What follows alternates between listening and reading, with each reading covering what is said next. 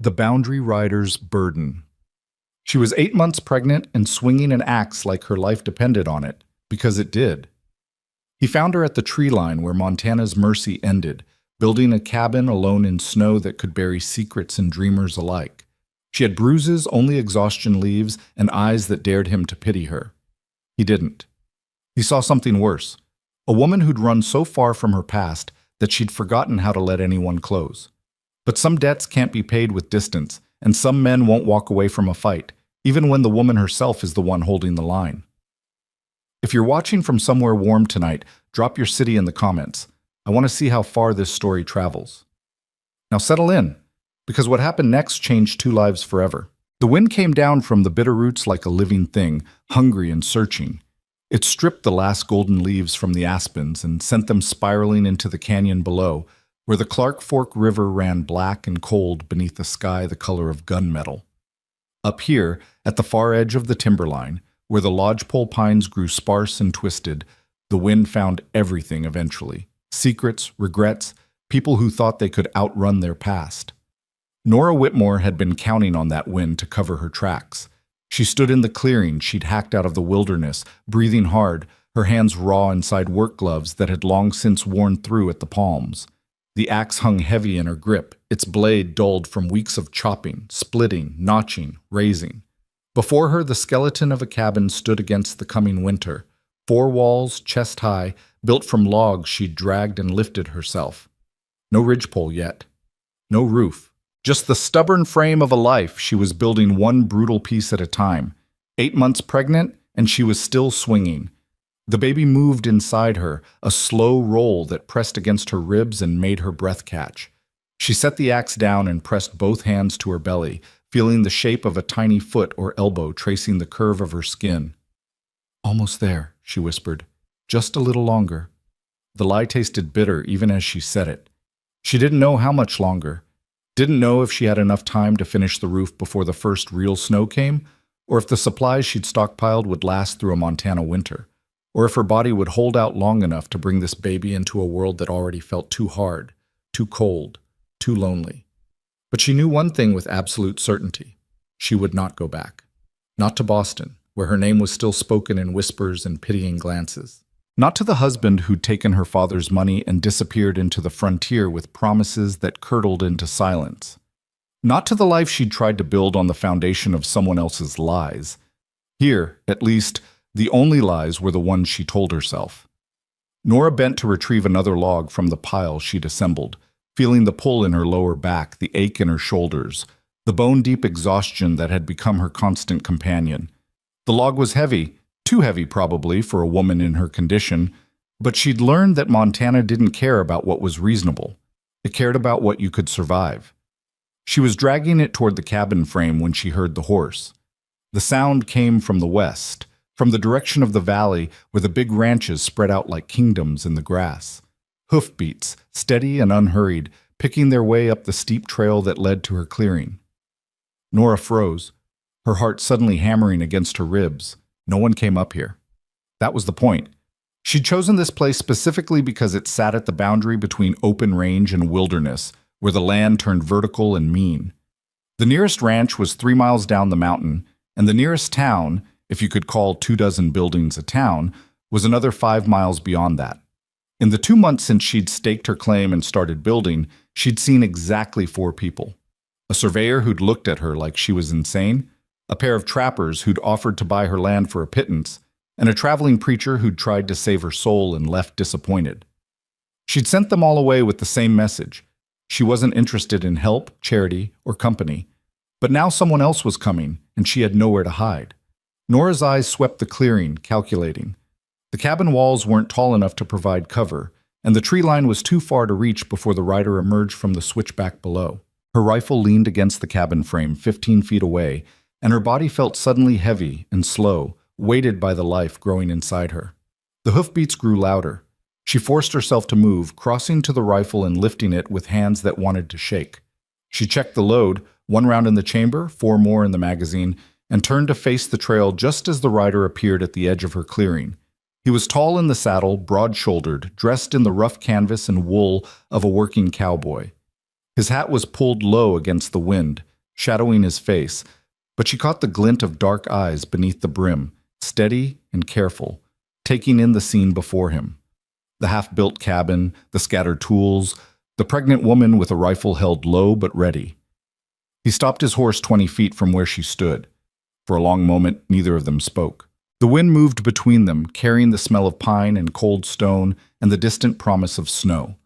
Nora kept the rifle pointed at the ground, but her finger rested near the trigger guard, and she knew he could see it. "Afternoon, ma'am." His voice was low, quiet, the kind of voice that didn't need volume to carry weight. "Name's Caleb Brennan. I ride boundary for the Triple Creek Ranch down in the valley." "I know whose land borders mine." Nora's words came out harder than she'd intended, sharpened by fear she refused to show. "And I know I'm not on it." "No, ma'am." He shifted slightly in the saddle, and she saw him wince, some old injury maybe, or just the cost of long days in rough country. "You're not. Your claim's properly registered. I checked at the land office in town." That surprised her. Most men didn't bother checking before they tried to push a woman off land they wanted. "Then what are you doing here?" she asked. Caleb was quiet for a moment, his gaze moving from her face to the cabin, to the pile of logs waiting to be raised, to the small garden plot she'd cleared and covered with straw against the coming freeze. When his eyes came back to hers, something in his expression had softened. "Making sure you're all right," he said simply. Nora felt heat rise in her cheeks. Anger, embarrassment, something that felt dangerously close to shame. "I'm fine." "Yes, ma'am." His tone didn't change, but she heard the doubt in it. "You've done good work here. That's a solid frame." "I don't need your approval." "Wasn't offering it." He paused, then added, "But I was wondering if you'd accept some help with the ridgepole. Those logs are heavy, and lifting them alone—" "I said I'm fine." The words came out sharp enough to cut, and Nora saw him straighten slightly in the saddle, his jaw tightening. "All right." He gathered his reins, preparing to turn his horse. "I'll leave you to it then." But he didn't move immediately. Instead, he sat there, his dark eyes studying her with an intensity that made her want to look away. She forced herself to hold his gaze, lifting her chin in defiance of whatever judgment she saw there. Except it wasn't judgment. It was something else. Something that looked like recognition, or maybe respect, or maybe just the careful attention of a man who understood that some people needed to be left alone with their pride intact. "You know where to find Triple Creek if you change your mind," he said finally. "We're 3 miles down the valley trail. Main house is the one with the blue shutters. Anyone there can send for me." "I won't." "Fair enough." This time he did turn his horse, guiding it back toward the trail with the easy grace of someone who'd spent his whole life in the saddle.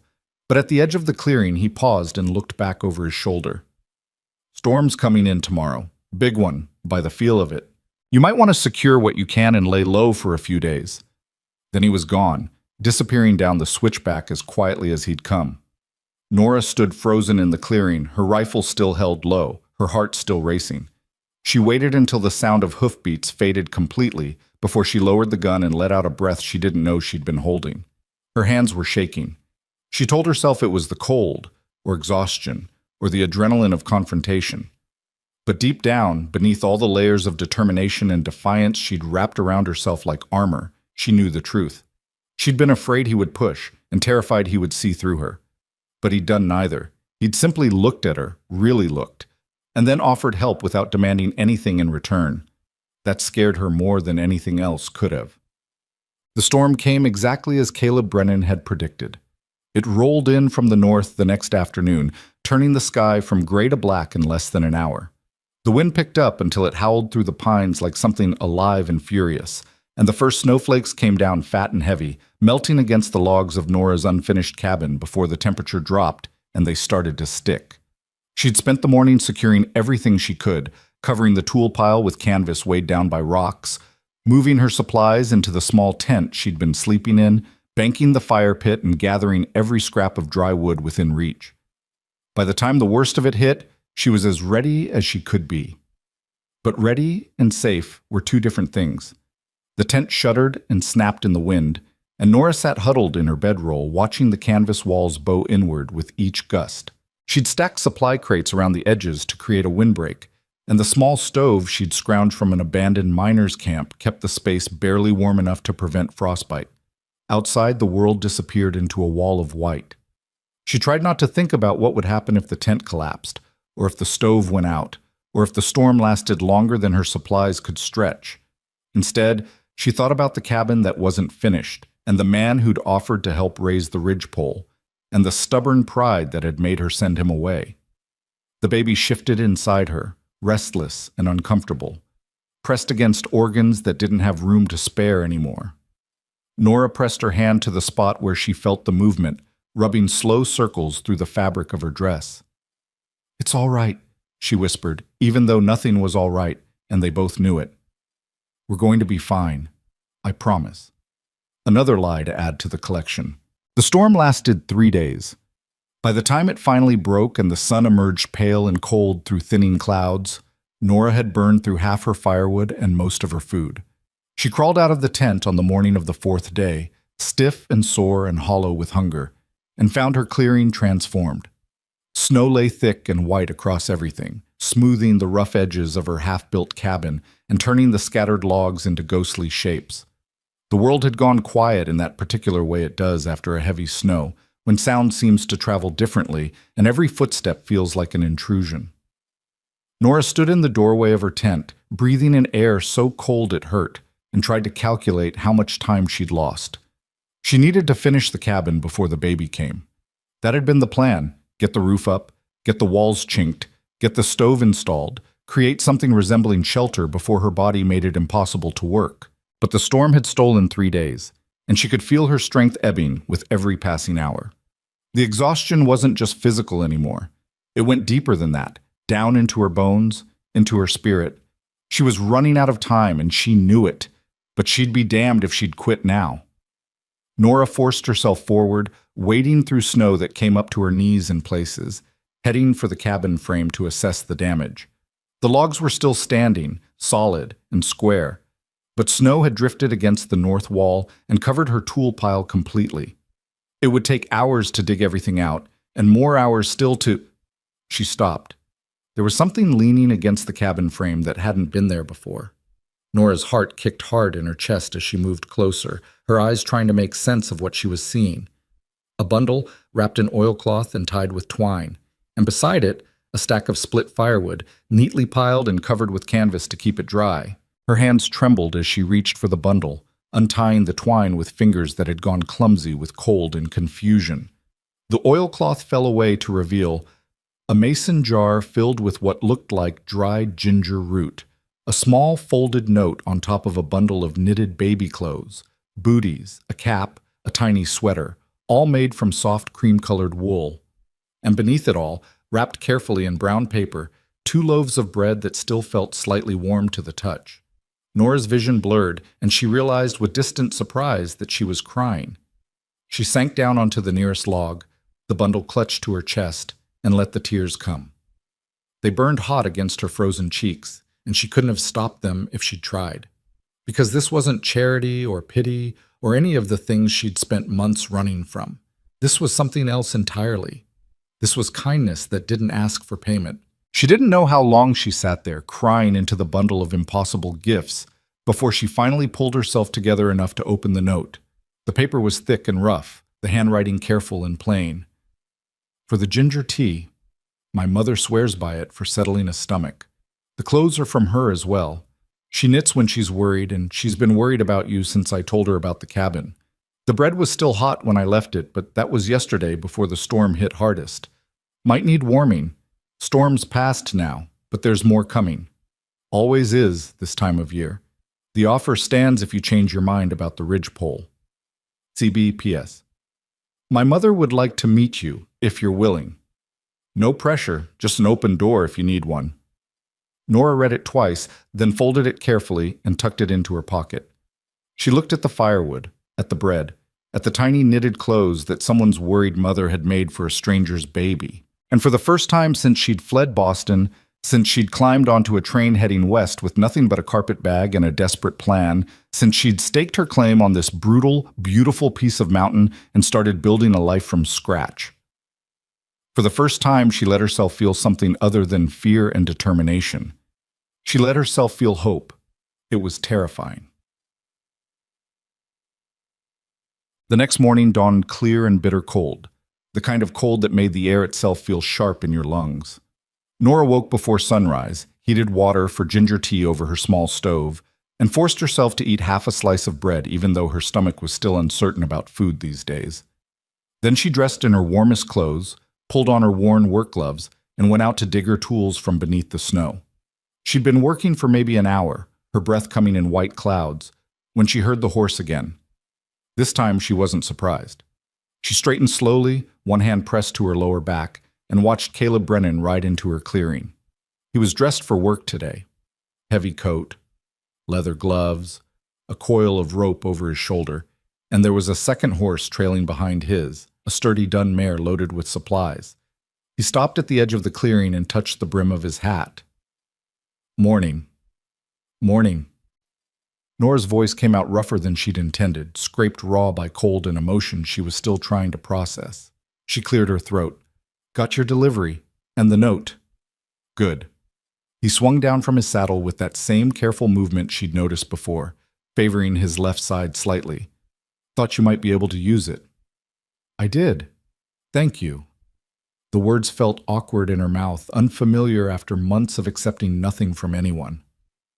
And thank your mother. The clothes are... they're beautiful. Something in his expression softened. She'll be glad to hear it. She's been knitting ever since I told her you were up here alone. Why? The question came out before Nora could stop it. Why would she care about a stranger? Caleb was quiet for a moment, his dark eyes studying her face. My mother lost a baby once, he said finally. Long time ago, before my brother and I were born. She and my father were traveling west to California, and the baby came early on the trail. Too early. He paused. There was no one to help. No one close enough to reach in time. My mother survived, but the baby didn't. She says she still thinks about it sometimes, about what might have been different if she'd had someone nearby. A helping hand, a warm place to rest. Nora's throat closed up. She looked away, blinking hard against fresh tears she refused to shed. I see. Her voice came out barely above a whisper. I'm sorry for her loss. She'd tell you not to be sorry. She'd tell you that sorrow doesn't help anyone.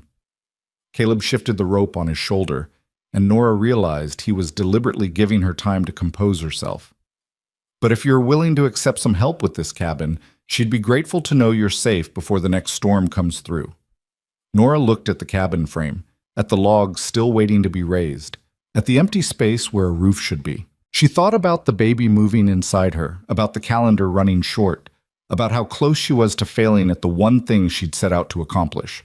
And she thought about pride and what it cost to hold on to it when everything else was slipping away. The ridgepole, she heard herself say. I can't lift it alone. No, Caleb agreed quietly. You can't. But two people could manage it. Just the ridgepole. Nothing more. Just the ridgepole, he confirmed. But there was something in his eyes that suggested he understood exactly what this concession cost her and why. Nora took a breath, then nodded once. All right. Show me what needs to happen. But they worked in silence for the first hour, and Nora was grateful for it. Caleb proved to be exactly the kind of worker she could tolerate. Efficient, patient, and completely lacking in the patronizing helpfulness she'd come to dread. He didn't try to take over or tell her what to do.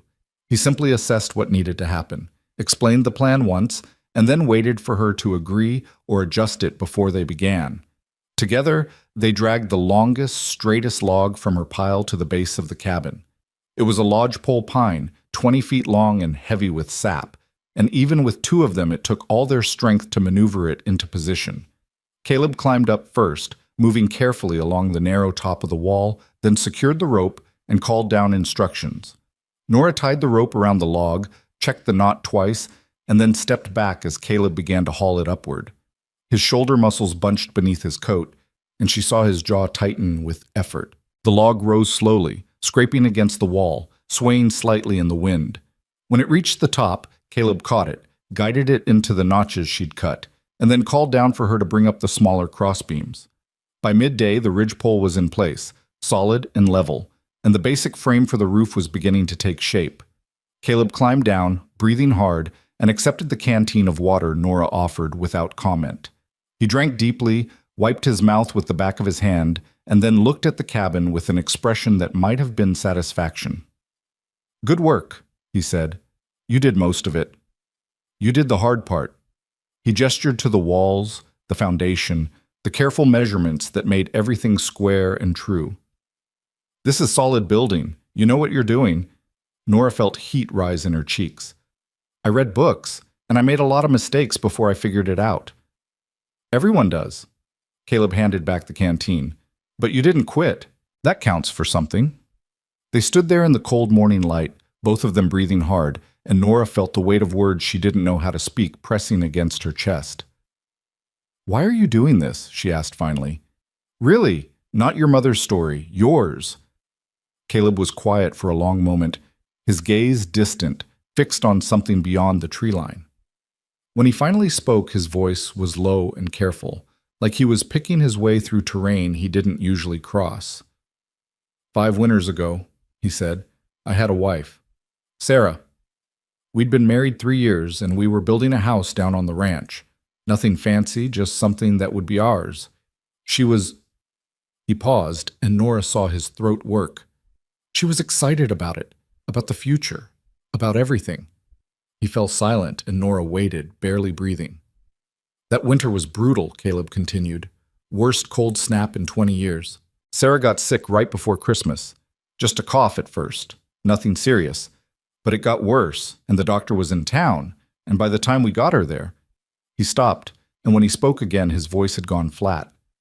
"She died 2 days before the new year. Pneumonia," the doctor said. "Nothing anyone could have done." "I'm sorry," Nora whispered. "So am I." He looked at her then, and his eyes were dark with old grief. "I spent a long time being angry after that. Angry at the weather, at the doctor, at myself for not seeing how sick she was sooner. Angry at her for leaving me alone in a half-built house with plans we'd never finish." He shook his head. "Took me years to understand that anger was just another way of being lonely." The wind moved between them, cold and searching. "When I saw you up here," Caleb said quietly, "working like you're trying to outrun something that won't ever stop chasing, I recognized it. That look, that determination." He paused, and I thought, if someone had been able to help Sarah and me when we needed it, if someone had just shown up and offered a hand without asking questions, maybe things would have been different. Nora's vision blurred again, and this time she didn't try to hide it. "I can't promise you anything," she said, her voice breaking.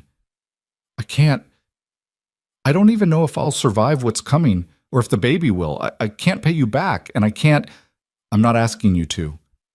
Caleb's words were gentle but firm, cutting through her spiral of fear and obligation. "I'm not here to collect a debt. I'm just here to help you finish your cabin before winter really sets in. That's all. Nothing more." "Why?" The word came out raw and desperate. "Why would you do that for a stranger?" He smiled then, a small, sad expression that didn't quite reach his eyes. "Because 5 years ago I was drowning, and nobody threw me a rope. And I promised myself that if I ever saw someone else going under, I wouldn't make the same mistake." Nora couldn't speak. She could only nod, pressing her hand to her mouth to hold back the sob that wanted to escape. Caleb turned back to the cabin, picking up his tools. "Come on," he said quietly. "We've got a roof to finish, and daylight's wasting." And just like that, they went back to work. Over the next 2 weeks, Caleb Brennan became a fixture in Nora's clearing. He rode up every morning just after sunrise, worked until the light failed, and then rode back down to the ranch without fanfare or expectation. Some days they barely spoke beyond the necessary instructions for whatever task they were tackling. Other days, conversation came easier, slow and careful at first, like two people learning a new language, but gradually finding a rhythm.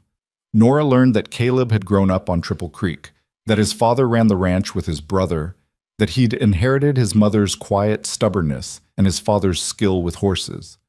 She learned that he liked his coffee black and bitter, that he had a scar on his left hand from a barbed wire accident when he was 14, and that he still slept in the bunkhouse rather than the room Sarah had decorated in the main house. "Can't seem to make myself go back in there," he admitted one afternoon while they were fitting shingles to the roof. Everything's just like she left it, her hairbrush on the dresser, her books stacked by the bed. My mother keeps asking if she can pack it up, but I keep saying no. Why? Nora asked. He was quiet for a moment, his hand steady on the shingle he was nailing down. Because if I pack it up, that means admitting she's really gone. And I'm not sure I'm ready for that yet. Nora understood that more than she wanted to admit. In return, she told him small pieces of her own story, carefully edited, stripped of the most painful details. She told him about Boston, about the marriage that had fallen apart before it really began, about the whispers and pitying looks that had followed her through society gatherings until she couldn't stand it anymore. She didn't tell him about the letter her husband had sent from California, casual and dismissive, explaining that he'd found better opportunities and didn't plan to return. She didn't tell him about the lawyer who'd informed her that divorce required her husband's cooperation, which she was unlikely to get. She didn't tell him that she was, technically and legally, still married to a man who'd abandoned her 8 months pregnant and penniless. Some truths were still too dangerous to speak out loud. But Caleb never pushed for more than she was willing to give, and that restraint was its own kind of gift. By the end of the first week, the cabin had a roof.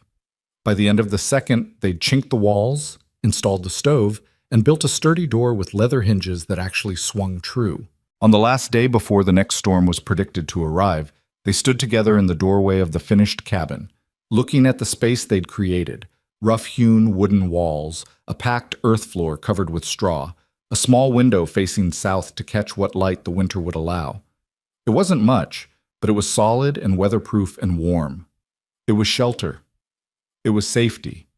It was home. "You did it," Caleb said quietly. Nora shook her head. "We did it. I couldn't have finished it alone." "Maybe." He smiled slightly. "But you would have tried anyway." "Yes," Nora admitted. "I would have." They stood there in the doorway, shoulder to shoulder, and Nora felt something shift inside her chest, some long-frozen part of her heart beginning finally to thaw. It terrified her, because accepting help was one thing. Letting herself care about the person offering it was something else entirely, and she couldn't afford to care. Not when she was still carrying the weight of a marriage that refused to end, not when her future was measured in weeks rather than years, not when everything she'd built could still come crashing down around her.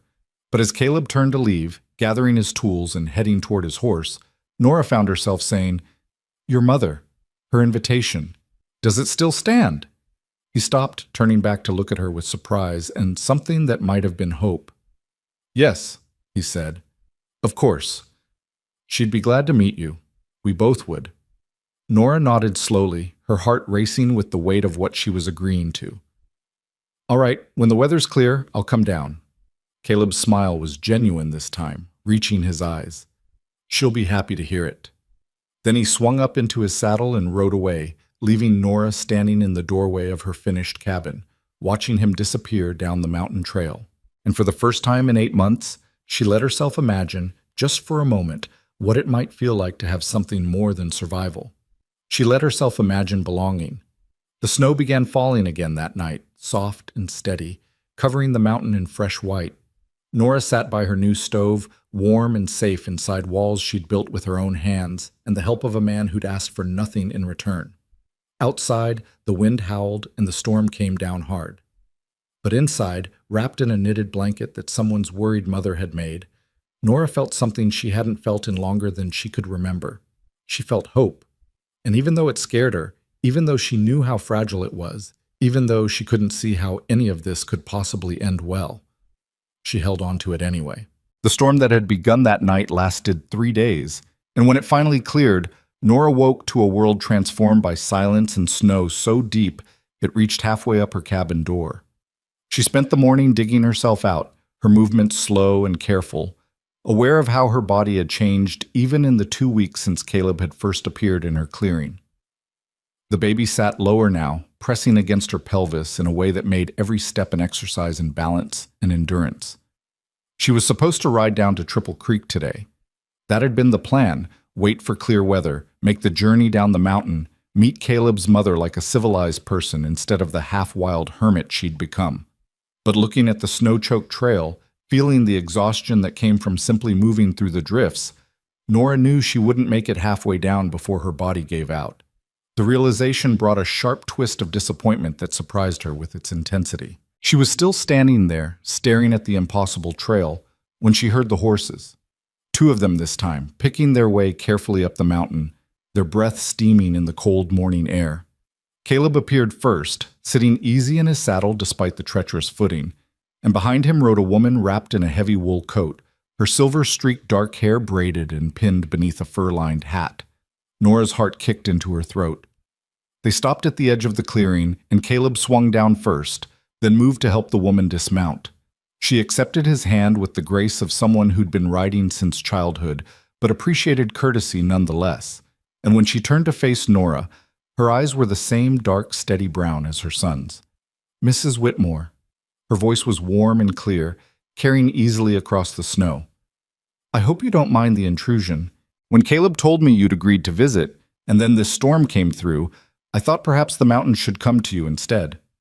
Nora stood frozen, suddenly aware of how she must look, dressed in men's work clothes, her hair escaping its braid, her hands red and raw despite the gloves. She'd imagined this meeting a dozen different ways, but all of them had involved her being prepared, presentable, in control. "I don't mind," she managed, "but I'm afraid I don't have much to offer by way of hospitality." "Oh, we didn't come empty-handed." The woman smiled, and Nora saw where Caleb had gotten that particular expression. Kind, but not pitying, understanding without judgment. "I'm Catherine Brennan, by the way, though I hope you'll call me Catherine." She gestured to the pack horse Caleb was unloading. "We brought supplies. And lunch, if you'll share it with us." Nora wanted to refuse, wanted to insist that she was fine, that she didn't need anything, that she could manage on her own the way she always had. But the words died in her throat as she watched Caleb lift down a basket that smelled of fresh bread and roasted meat, and her stomach betrayed her with a loud, insistent growl. Catherine's smile widened. "I'll take that as a yes. Now, shall we see this cabin my son's been going on about? He says you built most of it yourself." "I did." Nora heard the defensive edge in her voice and tried to soften it. "With some help at the end." "More than some," Caleb said quietly, carrying the basket toward the cabin. "But she did the foundation, the walls, all the measurements. I just helped with the heavy lifting." Catherine's eyes moved between them, sharp and assessing, and Nora felt suddenly exposed in a way that had nothing to do with her rough appearance. But the older woman said nothing, simply followed Caleb to the cabin door and waited for Nora to invite them inside. The cabin felt smaller with 3 people in it, but also warmer, more alive. Catherine moved through the space with the efficiency of someone who'd spent her life making homes in rough country, taking in the packed earth floor, the sturdy stove, the bedroll in the corner, the small shelf where Nora kept her few books and supplies. Her gaze lingered on the knitted baby clothes folded carefully on top of the trunk that held Nora's belongings. "You kept them," she said softly. "Of course I kept them." Nora's voice came out rougher than she'd intended. "They're beautiful. I've never owned anything so fine." Catherine turned to look at her, and something in her expression shifted, warmed and softened in a way that made Nora's throat tighten. "They were made with care," she said simply, "for a child who deserves to come into this world wrapped in love, even if that love comes from strangers." The words hit Nora like a physical blow, and she had to look away, blinking hard against tears that seemed to come far too easily these days.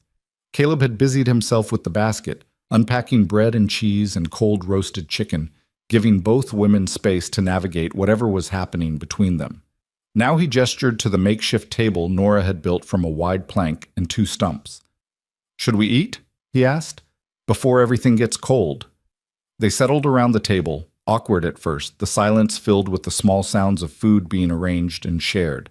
But gradually, as the meal progressed, something loosened in the air between them. Catherine asked gentle questions about the cabin, about Nora's journey west, about her plans for the winter, and Nora found herself answering more honestly than she'd intended. "I don't know if I have plans," she admitted, tearing off a piece of bread.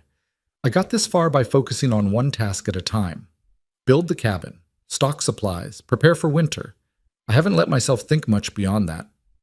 "And the baby?" Catherine asked quietly. "Have you thought about what happens when it comes?" Nora's hand moved instinctively to her belly. every hour of every day. Do you have anyone to help you when your time comes? The question hung in the air between them, heavy with implications. Nora set down the bread, her appetite suddenly gone. No, she said. I'm alone. You don't have to be. Catherine's voice was gentle but firm. There's a midwife in town, Mrs. Chen. She's delivered half the babies in the territory. She could come up when you're close to your time, stay with you through the birth. I can't afford. She doesn't always ask for money. Sometimes she trades for other things. Help in her garden, mending, whatever people can offer. Catherine paused. But even if she did charge, Caleb and I would be happy to cover the cost. No? The word came out sharper than Nora intended, and she saw both Brennans react to it. She forced herself to take a breath, to gentle her tone. I appreciate the offer, truly, but I can't accept charity. It's not charity, Caleb said quietly. It's neighborly concern. It feels like charity when I have nothing to give in return. Catherine leaned forward, her dark eyes intent. Mrs. Whitmore. Nora, may I speak plainly? Nora nodded, her throat too tight for words. I've lived in Montana Territory for 30 years, Catherine said. I've seen strong people, men and women both, try to make it alone in this country, and I've watched most of them fail. Not because they weren't capable, but because this land doesn't care how capable you are. It only cares whether you're smart enough to accept help when it's offered. She paused. You've done something remarkable here. You've built shelter. You've survived on your own terms. You've refused to let your circumstances break you. That takes more strength than most people will ever understand. Nora felt tears burning behind her eyes again. But strength isn't the same as invincibility, Catherine continued. And accepting help isn't the same as admitting defeat. Sometimes the strongest thing you can do is let someone else carry part of the weight for a while. The words settled into Nora's chest like stones, heavy and undeniable. She looked down at her hands, at the calluses and scars that marked months of solitary struggle, and felt something inside her begin to crack. I don't know how, she whispered. I don't know how to let people help without feeling like I'm losing myself in the process. You start small, Catherine said. You let us send for the midwife. You let Caleb check on you during the worst of the winter storms. You let yourself believe that accepting kindness doesn't make you weak. It makes you human. Nora looked up at Caleb, who'd been quiet through this entire exchange, and found him watching her with an expression she couldn't quite read. Not pity, not judgment, just a steady, patient attention that suggested he would wait as long as it took for her to find her answer. All right, she heard herself say. The midwife. When the time gets close. Catherine's smile was gentle and genuine. Good. That's good. She reached across the table and squeezed Nora's hand, brief and warm. Now, there's something else we need to discuss, and I need you to hear me out before you say no. Nora's stomach tightened with instinctive wariness. What is it? The bunkhouse on our ranch, the old one, not the one the ranch hands use. It's been empty since we built the new quarters 5 years ago. It's small, just 2 rooms and a kitchen, but it's solid and warm and close to the main house. Catherine paused. I'd like you to consider spending your confinement there. Just the last few weeks before the baby comes, and the first few weeks after.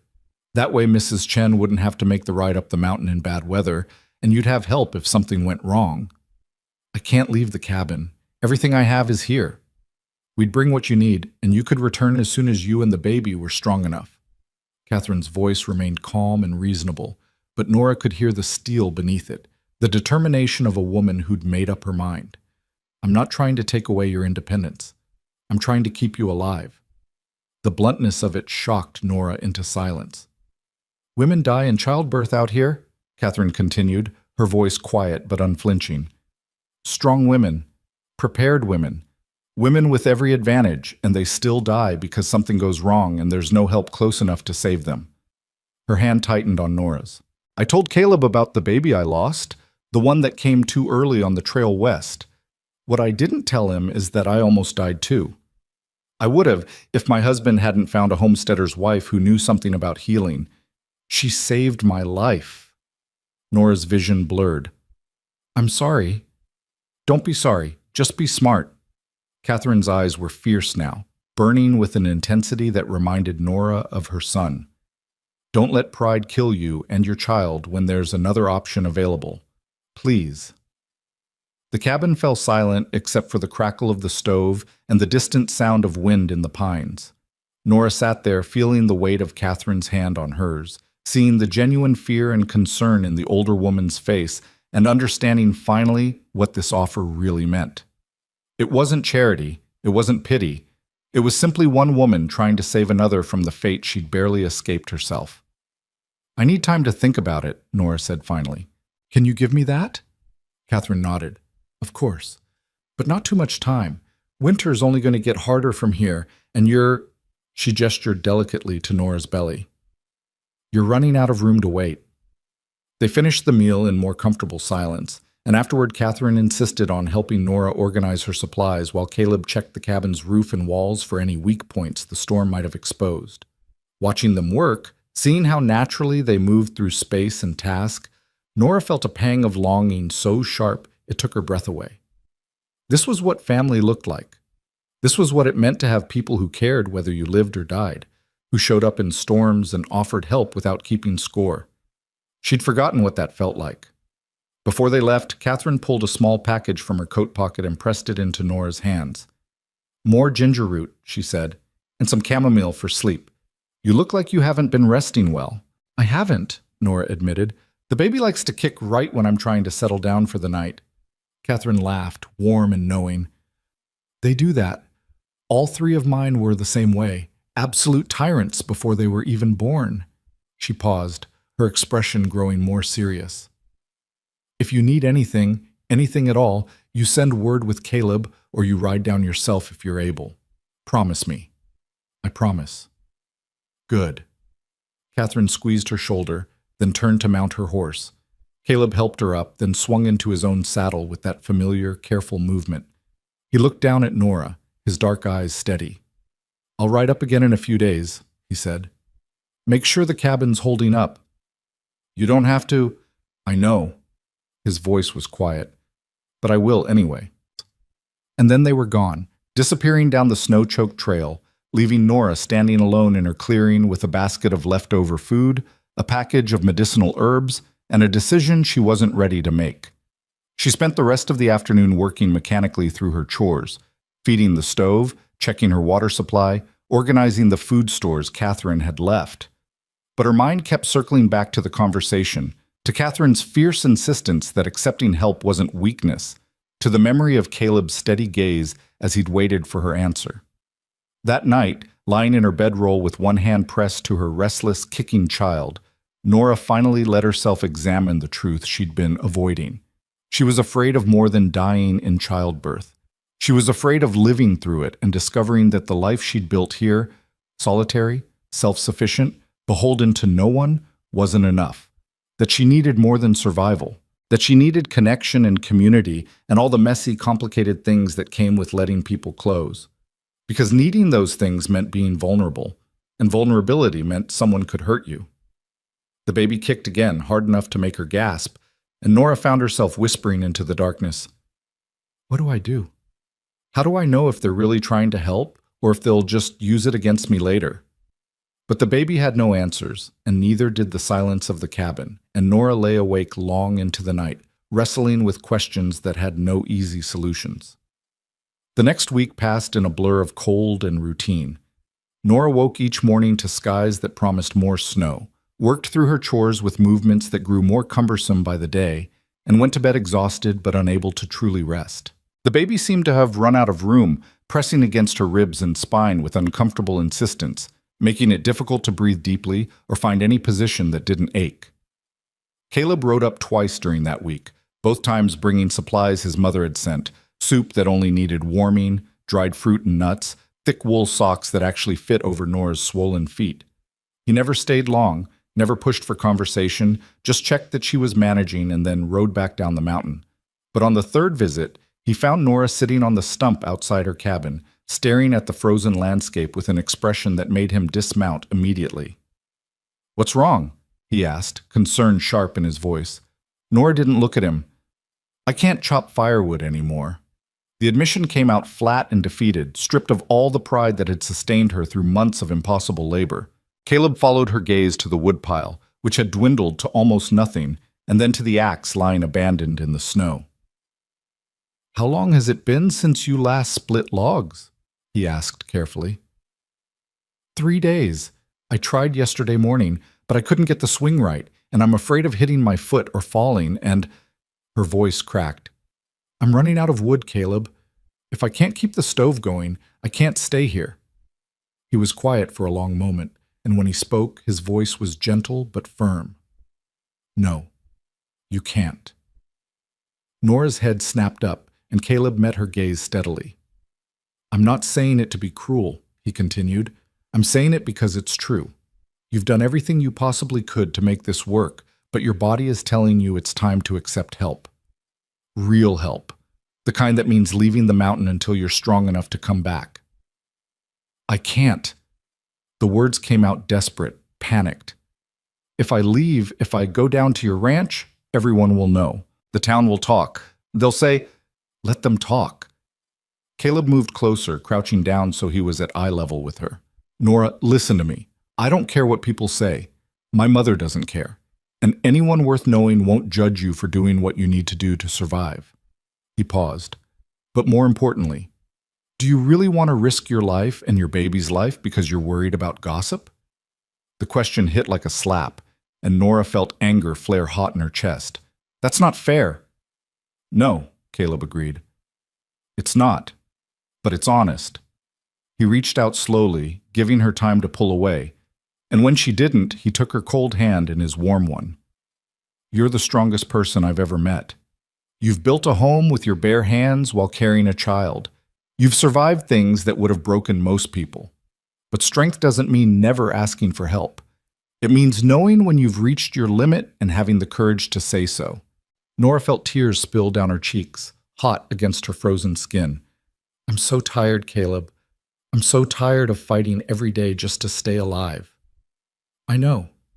His voice was achingly gentle. "So stop fighting, just for a little while. Come down to the ranch, let my mother take care of you, have your baby in a warm place with help nearby.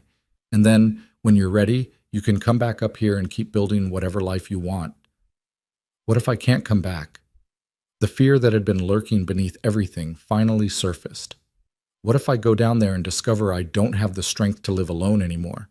What if I need— She stopped, unable to finish the thought. "What if you need people?" Caleb finished softly. "That's not weakness, Nora. That's just being human." She looked at him through her tears, at his steady, patient face, and felt the last of her resistance crumble. "Your mother said there was room in the old bunkhouse." "There is. And it's yours for as long as you need it." "And after the baby comes? What then?" Caleb squeezed her hand gently. "Then you decide.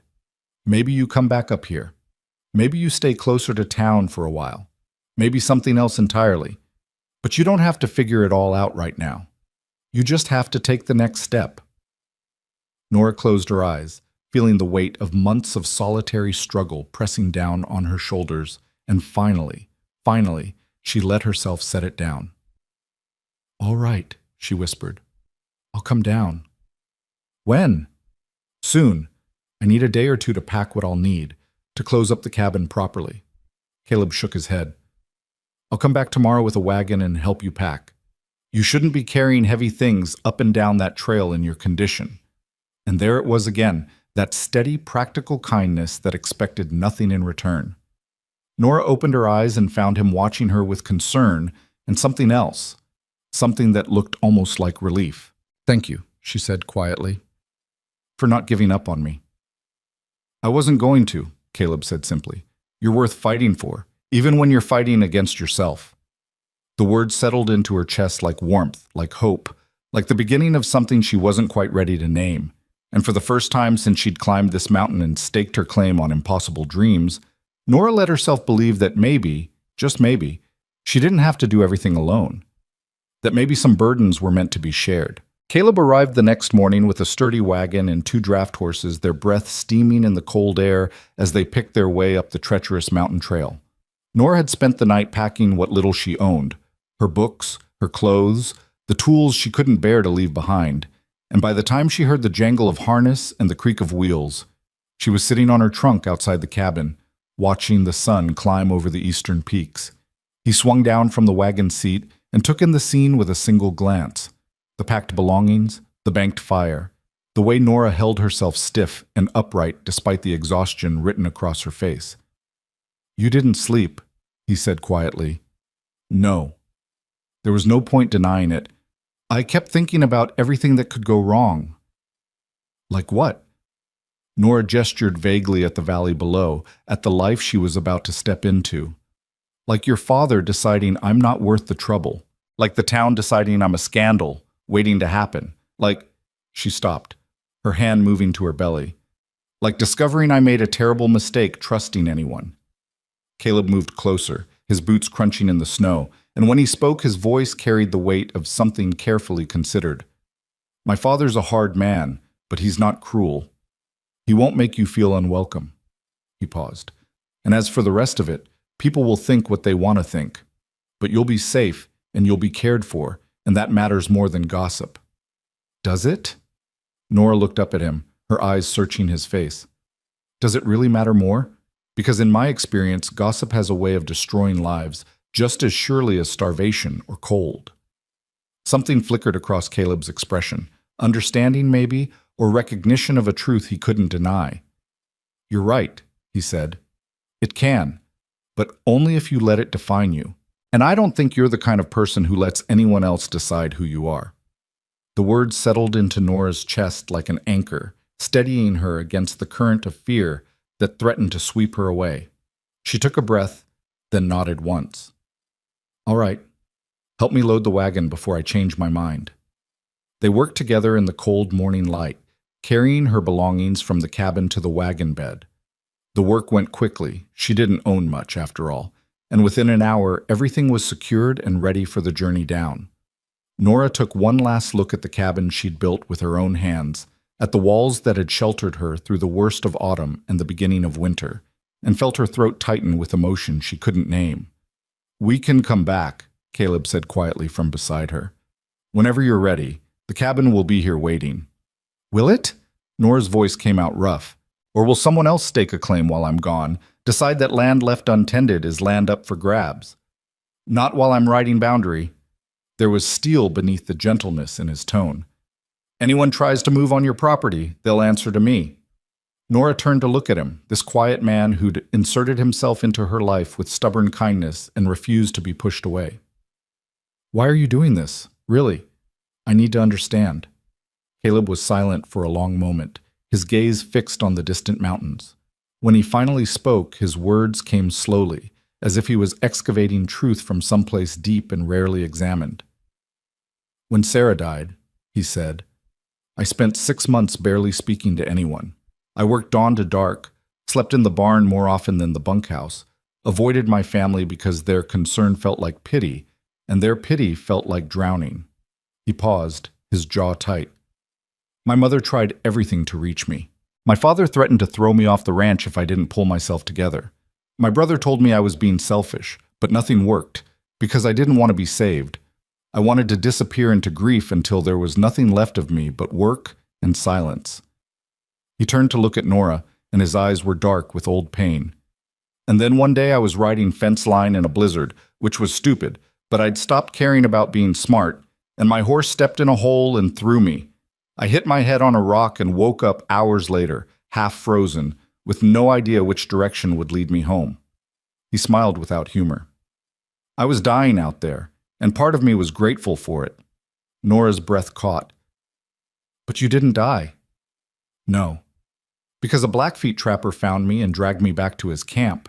He kept me alive through the night, got me warm, gave me food and strong tea, and absolutely no sympathy whatsoever for my self-pity."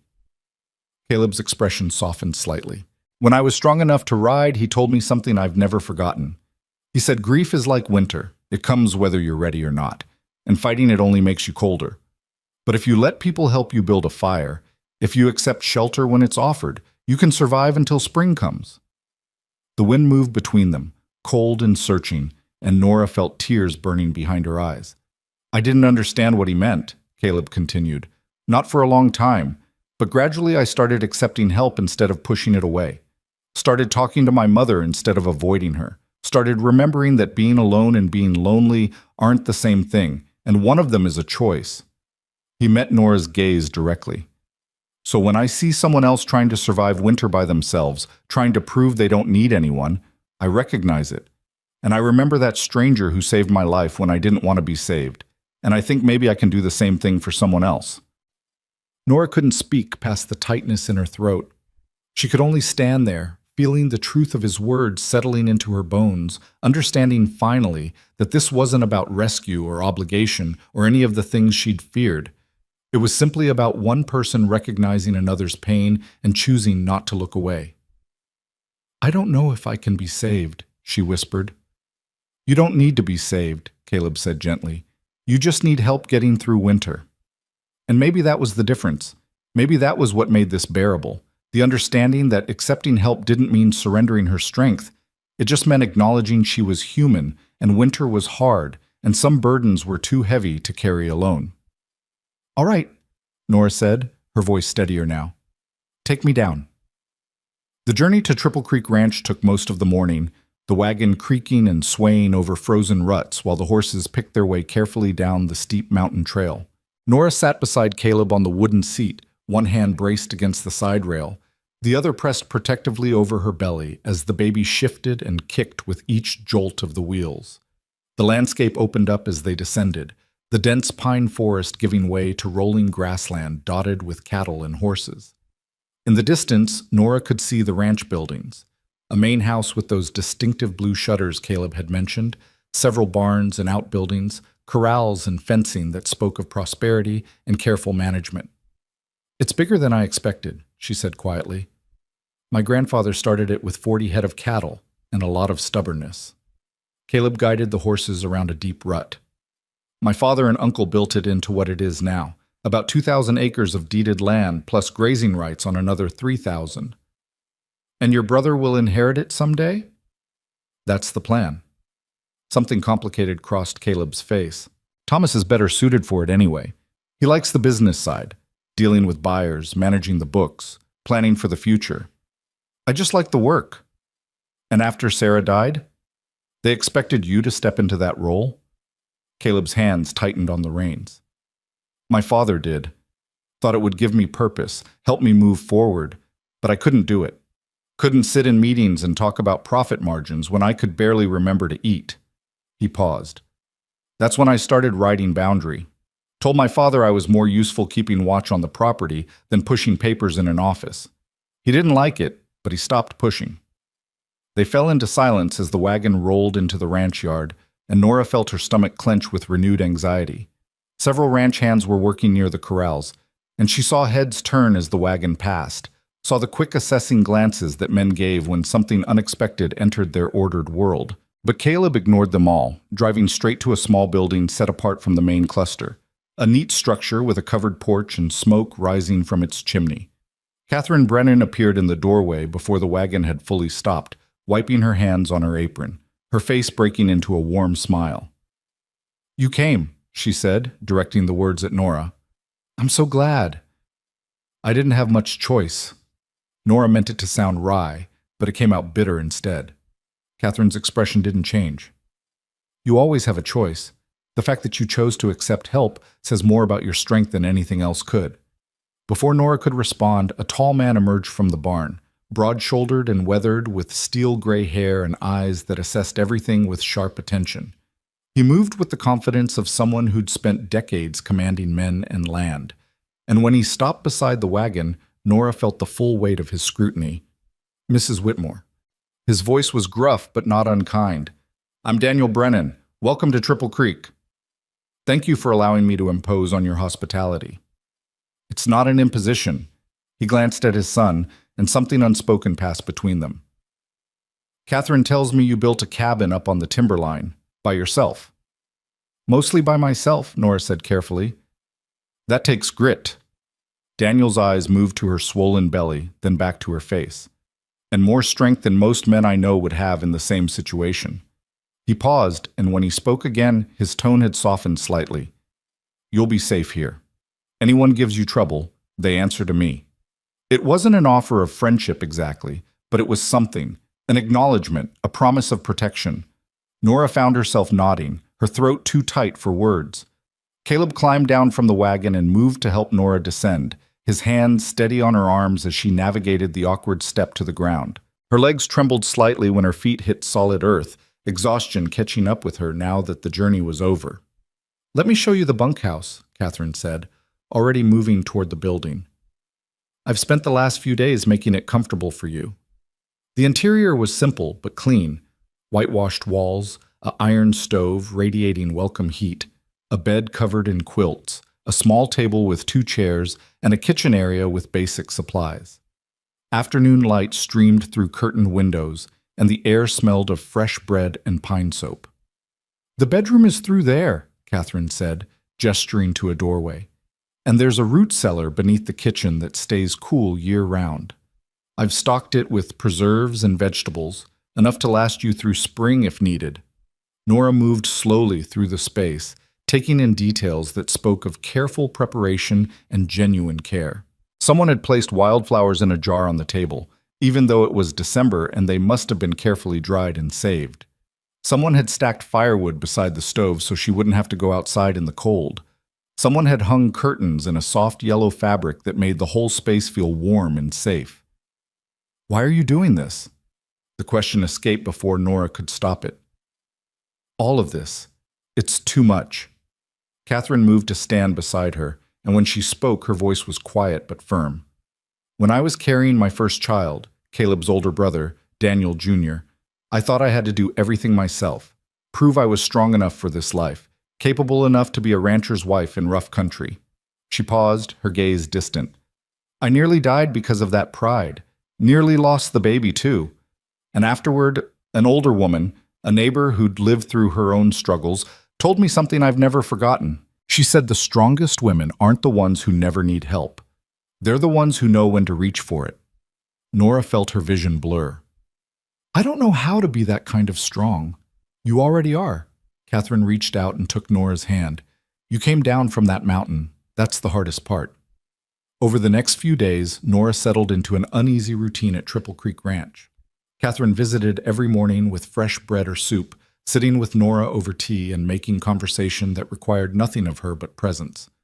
Caleb stopped by most evenings after finishing his work, checking that she had everything she needed, but never staying long enough to make her feel crowded. The hardest part was the waiting, the slow, uncomfortable final weeks of pregnancy when her body felt like a stranger's, and every small task required monumental effort. She couldn't walk far without her back aching. She couldn't sleep more than a few hours without needing to relieve herself. And the baby, having run out of room, seemed determined to make its displeasure known through constant, relentless movement.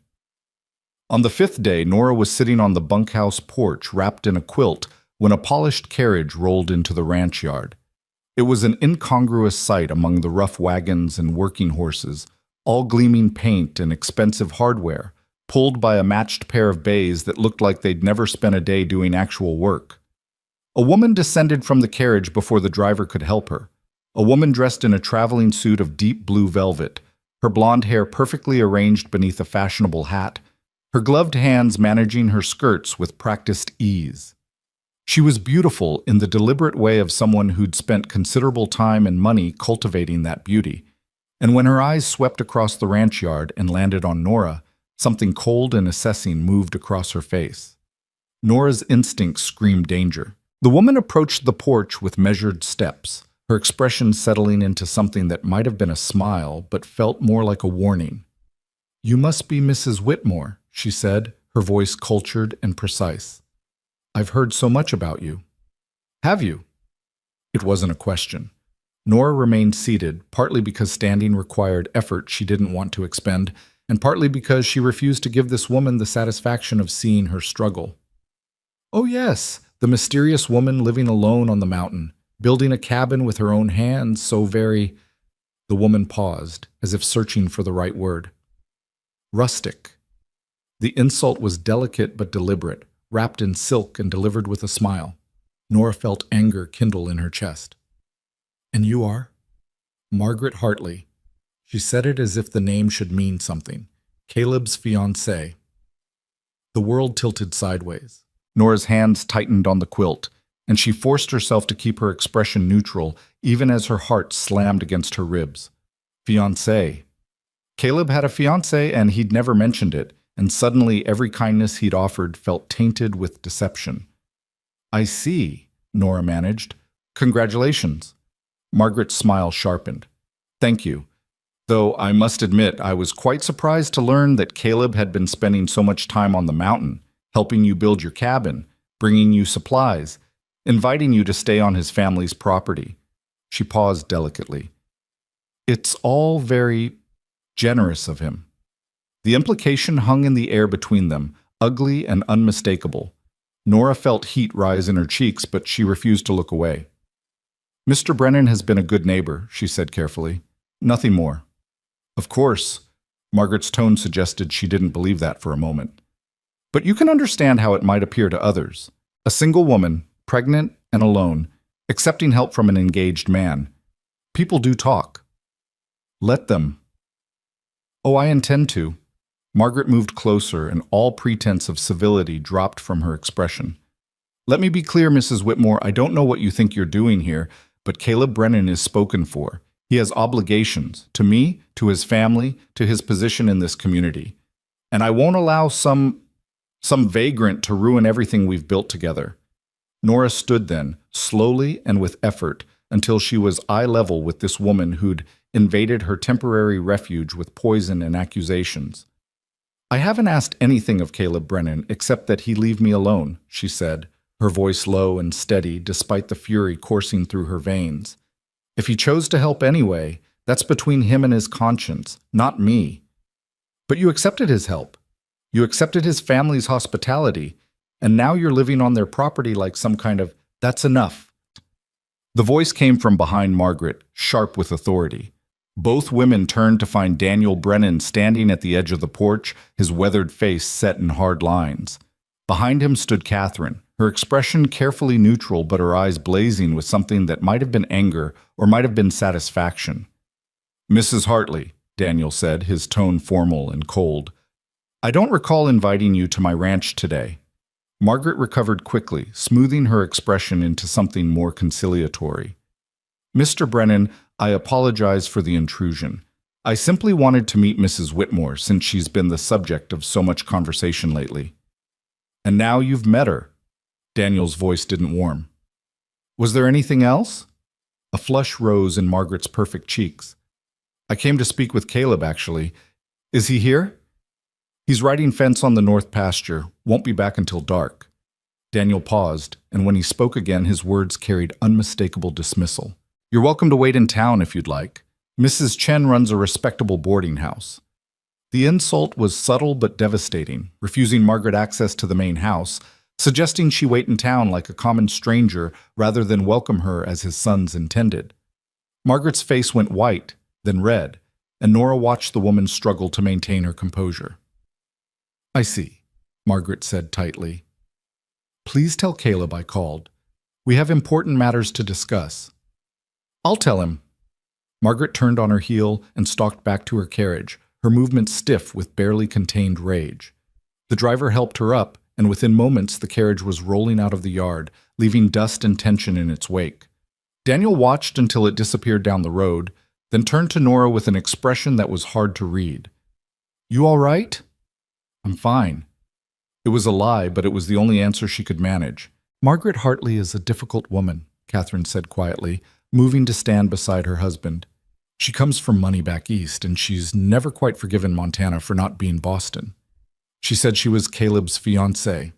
The words fell like stones, and Nora saw something complicated pass between Catherine and Daniel. She was, Catherine said carefully. Or rather, she believed she was. But Caleb never officially asked her to marry him, no matter what Margaret's father might have negotiated with Daniel. She glanced at her husband, who had the grace to look uncomfortable. It was a business arrangement that was supposed to benefit both families. The Hartleys have capital to invest, and we have land. A marriage would have tied the interests together. But Caleb didn't agree. Nora's heart was pounding so hard she could barely hear her own voice. Caleb was grieving when the arrangement was made. Daniel said gruffly. He didn't object, but he didn't exactly embrace it either. Just went along with what was expected because he didn't care enough to fight. And now? Daniel's expression shifted into something that might have been approval. Now he's remembering how to care about things again, and that's making certain people uncomfortable. Nora sank back down onto the chair, her legs suddenly unsteady. She thinks I'm trying to steal him. She thinks any woman who talks to Caleb is trying to steal him, Catherine said dryly, because she knows he never really chose her in the first place, and that makes her desperate to hold on to him. She moved closer, her voice gentling. But you need to know something, Nora. Caleb doesn't do anything he doesn't want to do. If he's been helping you, it's because he wants to help, not because of obligation or pity or any other reason. But if he's engaged, he's not, Daniel interrupted. Not formally, not in any way that matters. And he's made it clear to both Margaret and me that he doesn't intend to be. He paused, his weathered face softening slightly. My son lost someone he loved, and it broke something in him. But these past few weeks, since he started riding up to your cabin, I've seen him come back to himself, seen him remember that life is more than just going through the motions. His eyes met Nora's directly. So whatever you think you owe him or don't owe him, whatever you're afraid of or running from, don't let Margaret Hartley's poison ruin the first good thing that's happened to my son in 5 years. The words hit Nora like a physical blow, and she had to look away, blinking hard against tears that threatened to spill over. Because she understood now, understood that she wasn't the only one who'd been saved by those quiet mornings working side by side, by the steady presence of someone who asked for nothing but offered everything. Caleb had been saving himself too, and that realization was more terrifying than anything Margaret Hartley could have said. Caleb rode in just after sunset, his horse lathered and breathing hard, his face tight with barely controlled anger. He swung down from the saddle before the animal had fully stopped and strode directly to the bunkhouse where Nora sat wrapped in quilts, trying to make sense of everything that had happened. She came here. It wasn't a question. His voice was rough with fury and something that might have been fear. Margaret came here and said things to you. Nora looked up at him, taking in the tension in his shoulders, the way his hands clenched and unclenched at his sides. She told me she was your fiancée. She's not. The words came out hard and immediate. She never was, not in any way that matters. Your father made an arrangement. My father made a mistake. Caleb moved closer, his dark eyes intense. And I should have ended it months ago instead of just avoiding the whole situation like a coward. He stopped a few feet from the porch, and when he spoke again, his voice had dropped to something quieter, more vulnerable. I need you to understand something, Nora. After Sarah died, I stopped caring about most things. Stopped caring about the ranch, about my future, about whether I lived or died. When my father proposed the arrangement with the Hartleys, I didn't object because I didn't have the energy to fight, and it didn't matter anyway because I couldn't imagine ever caring about another person that way again. The wind moved through the ranch yard, carrying the smell of hay and horses and distant snow. What changed? Nora asked quietly. Caleb's throat worked, and she saw him struggle with words that clearly didn't come easily. You did, he said finally, finding you up on that mountain, watching you build something impossible through sheer stubborn determination, seeing you refuse to quit even when quitting would have been reasonable. It reminded me that there are still people in this world worth fighting for. He paused, his hands still clenched. And somewhere along the way, helping you stopped being about easing my own guilt and started being about wanting to see you safe, wanting to see you happy, wanting things I had no right to want. Nora's breath caught in her throat. Caleb, let me finish. He moved closer, climbing the porch steps until he was standing directly in front of her. This morning, Margaret's father showed up at the north pasture where I was working. Told me Margaret had gone to see you, and that I needed to handle the situation before it became a scandal.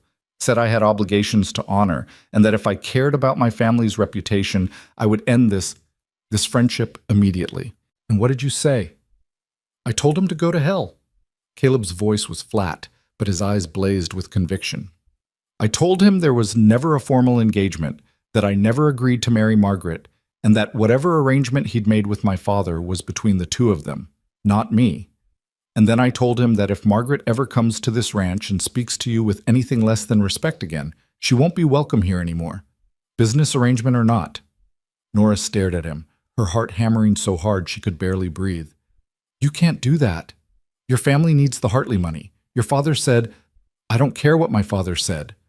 Caleb crouched down so he was eye level with her, his voice low and fierce. I'm done letting other people decide what my life should look like. Done pretending I'm fine with a future that was chosen for me instead of by me.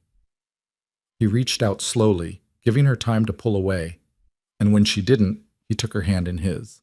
I know I have no right to ask anything of you. I know you're dealing with your own struggles, and the last thing you need is some cowboy complicating your life further. But I need you to know the truth. There is nothing between me and Margaret Hartley except her father's ambitions and my father's business concerns. And I've made it clear to everyone involved that there never will be. Nora felt tears burning behind her eyes, but she forced herself to hold his gaze. Why are you telling me this? Something vulnerable flickered across Caleb's face. Because I don't want you thinking I've been dishonest with you. Don't want you believing that my help came with strings attached, or that I was leading two women along while I figured out which one was more convenient. He paused, his thumb moving gently across her knuckles. And because even if nothing ever happens between us, even if you decide to take your baby and go back to that mountain, or head to California, or anywhere else, I want you to know that these past weeks have mattered to me, that you matter to me. The words hung in the cold evening air, honest and undefended, and Nora felt something crack open inside her chest, something that had been frozen and protected for so long she'd forgotten it could still break. I can't, she whispered. Caleb, I can't give you what you're asking for. Pain flashed across his face, but he didn't pull away. I'm not asking for anything. Yes, you are, her voice broke. Maybe you don't realize it, but you are. You're asking me to believe that someone could care about me without ulterior motives. You're asking me to trust that this kindness is real and not just another way for someone to control me. And I want to believe it. I want to so badly it terrifies me. But I don't know if I can.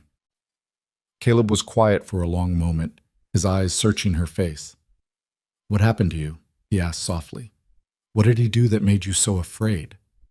And maybe it was the gentleness in his voice, or the fact that she was too exhausted to keep running from her own truth, or maybe it was simply that some confessions can only be made in the dark when you're too tired to hold them back anymore. Whatever the reason, Nora found herself speaking words she'd never intended to say out loud. I met James Whitmore at a charity function in Boston, she began, her voice hollow. He was charming and attentive and everything my parents wanted for me. Established family, good prospects, impeccable manners. We courted for 6 months before he proposed, and I thought I was the luckiest woman alive. She laughed bitterly. I was so naive. Caleb's hand tightened on hers, but he didn't interrupt. The marriage was fine at first. Not passionate, but comfortable. James worked in my father's shipping company, and we lived in a nice house in a respectable neighborhood, and I thought that was enough. Nora's throat tightened. Then my father died suddenly, and everything changed. James started staying out late, drinking more, spending money we didn't have. When I questioned him, he told me it was none of my concern, that I should focus on being a proper wife, and let him handle the business. The memories came faster now, sharp and painful. I found out he'd been embezzling from the company for months, taking money that should have gone to my mother, to the employees who depended on those wages. When I confronted him, he told me I was being hysterical, that I didn't understand how business worked. She paused, forcing herself to continue. And then one morning I woke up, and he was gone. Just gone. He'd taken everything of value from the house, closed our bank accounts, and left a note saying he'd found better opportunities out west and wouldn't be returning. And you were pregnant, Caleb said quietly. 3 months along, though I didn't know it yet. Nora's voice cracked. I went to our lawyer to start divorce proceedings, but he told me that without James's cooperation, without him signing papers or appearing in court, I couldn't get a divorce under Massachusetts law. I was legally bound to a man who'd abandoned me, and there was nothing I could do about it. Caleb's jaw tightened, but he remained silent, letting her finish. My mother's friends started avoiding her. The whispers followed us everywhere. Poor Margaret Whitmore, what a tragedy. That husband of hers was always suspicious. She should have known better. And me, I was the cautionary tale. The foolish girl who'd married poorly and was now paying the price. Nora wiped at her eyes with her free hand. When I realized I was pregnant, I knew I couldn't stay. Couldn't raise a child in that environment where my shame would become their burden. So I took what little money I had left, got on a train heading west, and I just ran. To Montana, Caleb said. To anywhere James wasn't. To somewhere I could start over and no one would know me as the abandoned wife. She looked at Caleb directly, needing him to understand. So when you ask why I can't trust this kindness, why I can't believe someone would help without expecting something in return, it's because the last man who promised to take care of me stole everything I had and disappeared. And legally, I'm still married to him. I'm still bound to someone who destroyed my life and left me with nothing but a baby and a pile of shame. The silence that followed felt heavy and absolute. Nora waited for Caleb to pull away, to realize that she was too damaged, too complicated, too much trouble. Waited for him to see her the way everyone else had. As a cautionary tale, a scandal, a woman whose poor judgment had brought disaster on herself. But he didn't pull away. Instead, he lifted her hand to his lips and pressed a gentle kiss to her knuckles. "I'm sorry," he said quietly. "I'm sorry that happened to you. And I'm sorry for every person who made you feel like it was your fault. It was my fault. I chose him. I believed his lies." "No." Caleb's voice was firm. "He lied. He stole. He abandoned his pregnant wife. Those were his choices, not yours. And anyone who blamed you for his actions is a coward who couldn't face the truth about who he really was." The words broke something loose inside Nora's chest, and suddenly she was crying, great heaving sobs that shook her whole body. Caleb moved immediately, climbing onto the porch and pulling her into his arms with a gentleness that made her cry harder. He didn't tell her to stop, didn't try to fix anything, just held her while she fell apart against his shoulder. "I'm still married to him," she gasped between sobs. "Legally, I'm still his wife. Even if you wanted, even if we... I can't offer you anything real." "I don't care about legal." Caleb's voice was low and fierce against her hair. "I care about you. About making sure you're safe and cared for and not facing this alone anymore."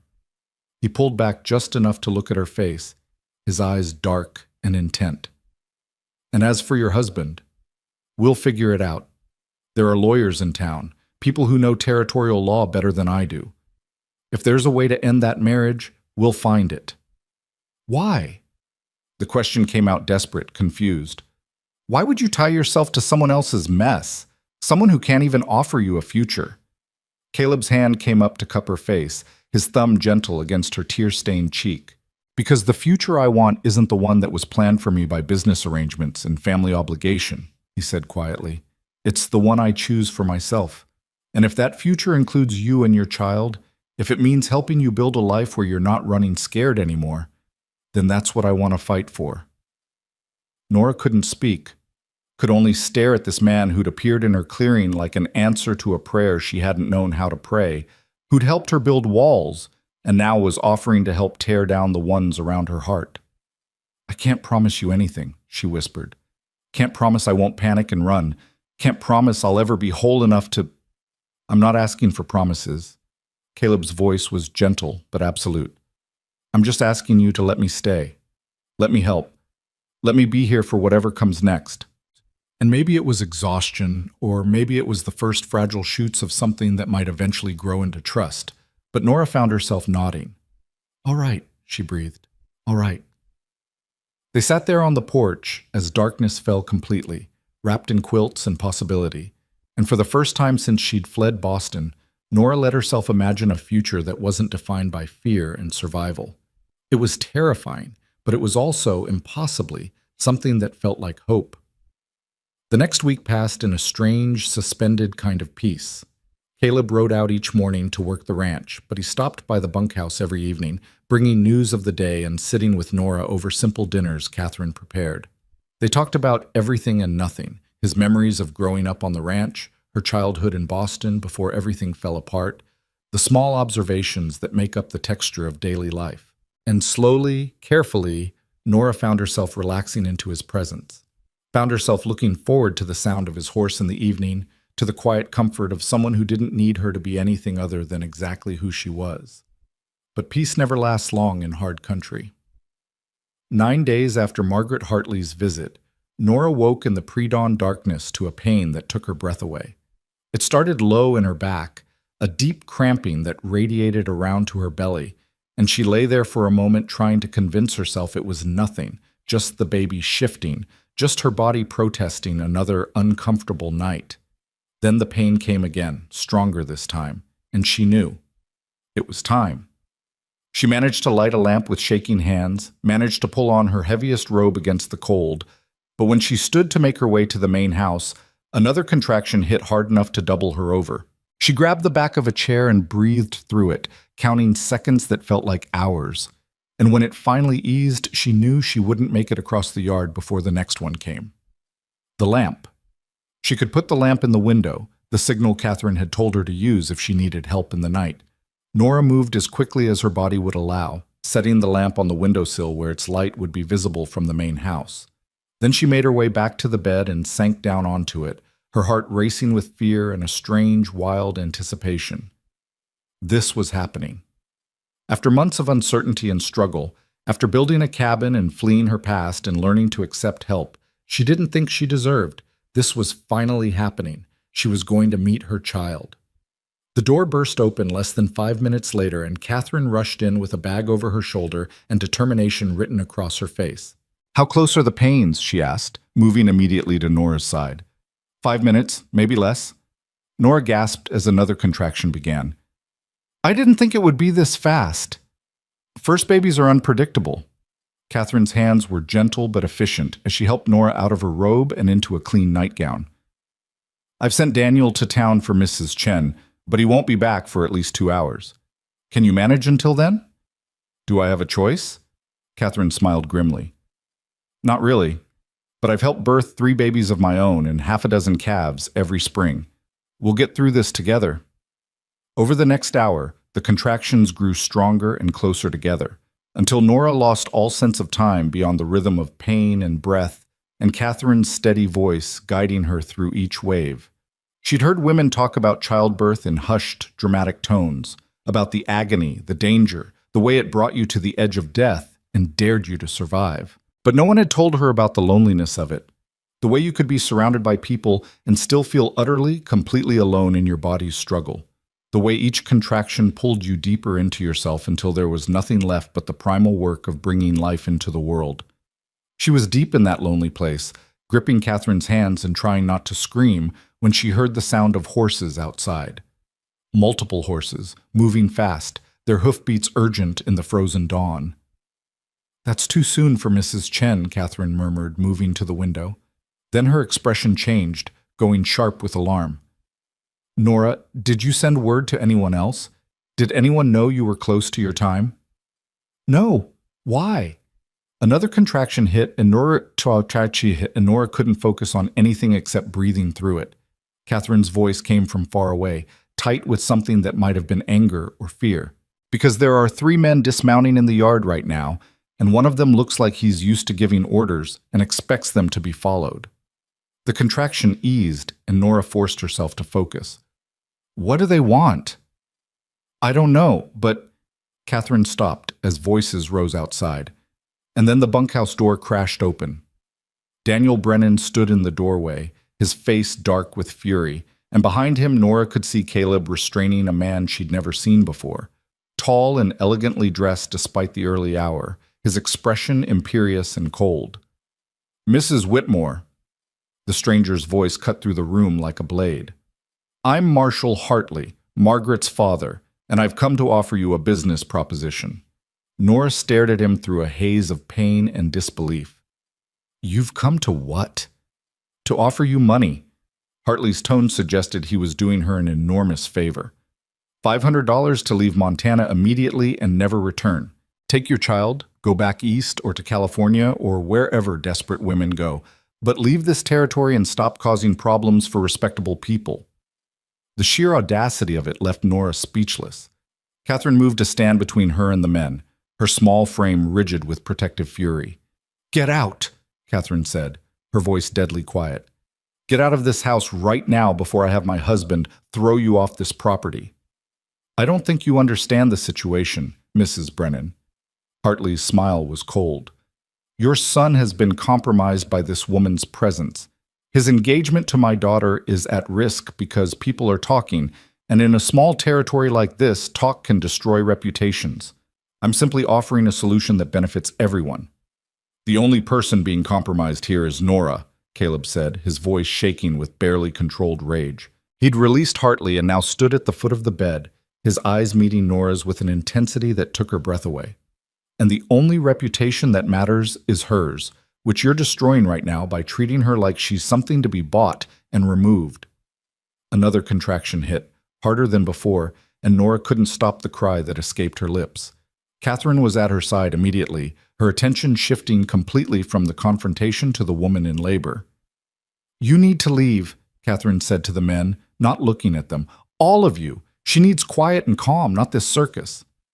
"I'm not leaving until she agrees to my terms," Hartley insisted. "Then you'll be here a long time." The voice came from the doorway, quiet but carrying absolute authority.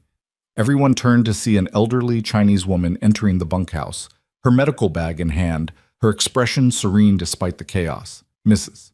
Chen moved through the room like she owned it, assessing the situation with a single glance. "This woman is in labor," she said calmly. "Anyone who is not helping should leave immediately. That includes you." She pointed at Hartley. "And you." She pointed at Daniel.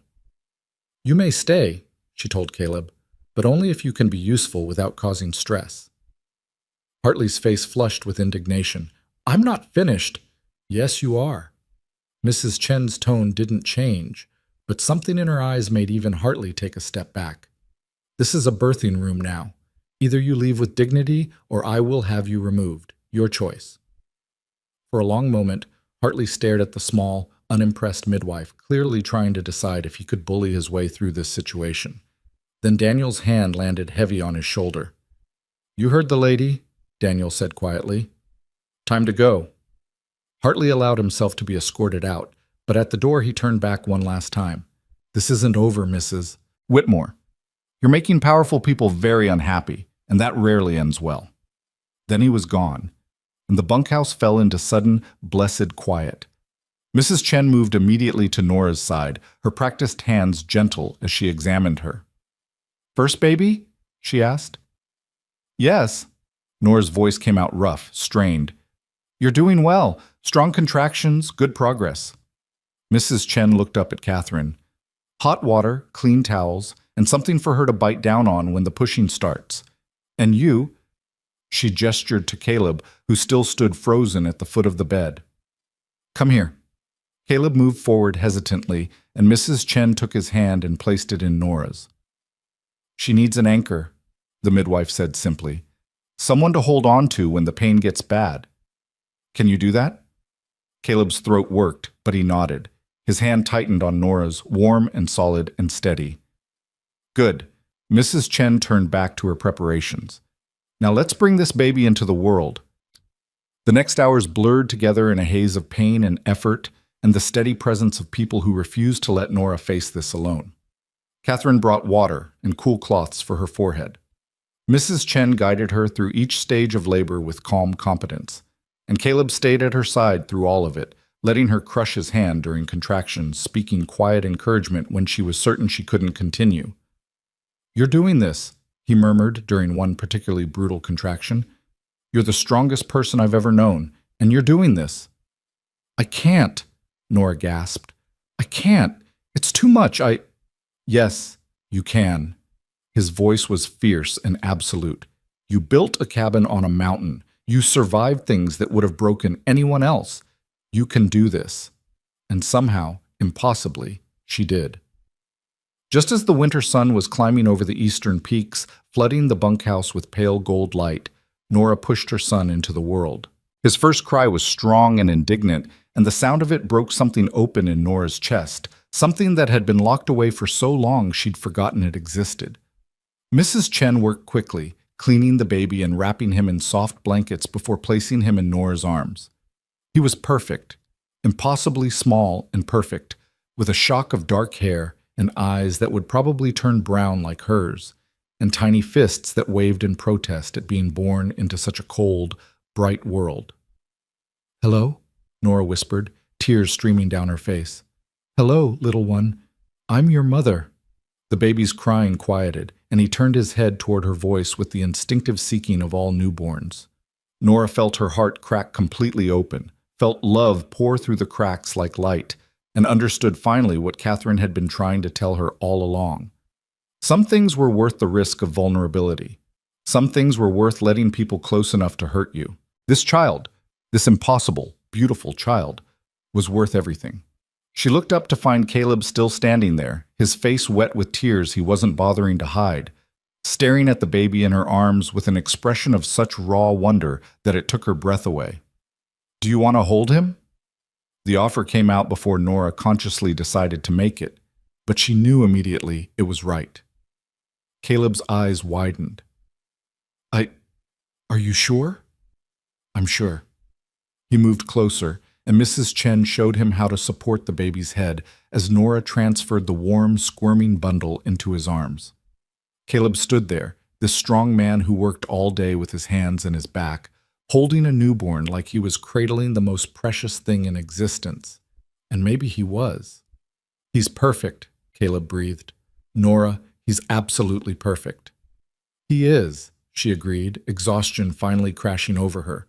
But it was a good exhaustion, the kind that came after completing something impossible. Mrs. Chen finished her work and stood, wiping her hands on a towel. "Mother and baby are both healthy. You did well." She looked at Caleb, still holding the infant with careful reverence. "And you make a good anchor. Not many men can stand to be in the birthing room, but you never flinched." "I wasn't going anywhere," Caleb said simply, his eyes still on the baby. "Not when she needed me." Catherine appeared with fresh linens and helped Nora into clean clothes while Caleb reluctantly handed the baby to Mrs. Chen for a more thorough examination. And as Nora settled back into the bed, clean and exhausted and overwhelmed by everything that had just happened, she felt the weight of the past 9 months finally begin to lift. She'd done it. Against all odds, against all the fear and uncertainty and loneliness, she'd brought her son safely into the world, and she hadn't been alone.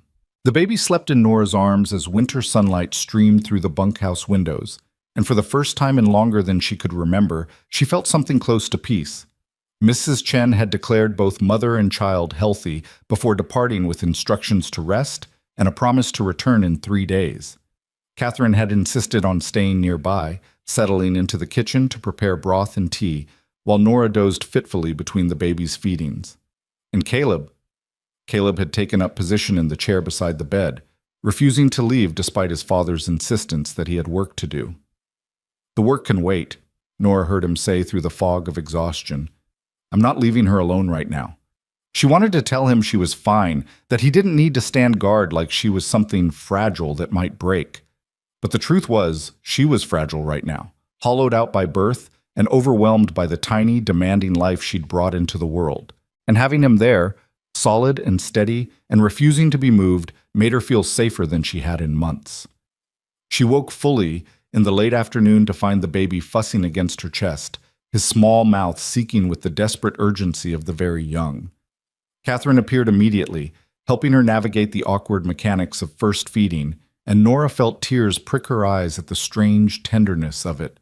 This child who'd been part of her body now separate and hungry, entirely dependent on her for survival.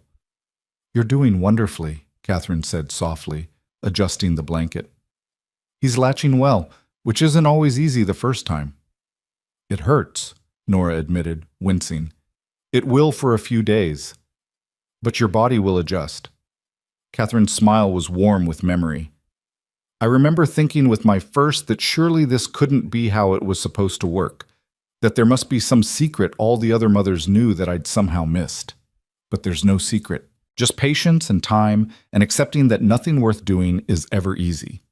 The baby nursed hungrily, his small hand curled against Nora's breast, and she found herself studying his face with an intensity that bordered on obsession. Every detail felt impossibly important: the dark sweep of his lashes, the way his nose wrinkled when he swallowed, the perfect miniature fingernails that were somehow already in need of trimming. "Have you thought about a name?" Catherine asked.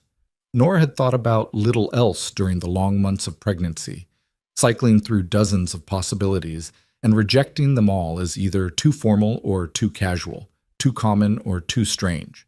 But lying here with her son in her arms, feeling the solid weight of him and the fierce protectiveness that flooded through her every time he made a sound, only one name felt right. "Samuel," she said quietly. "After my father. He was a good man, honest and kind, even when it cost him." Her throat tightened. "I want my son to know that's possible, that you can be decent in a world that often isn't." "Samuel is a strong name."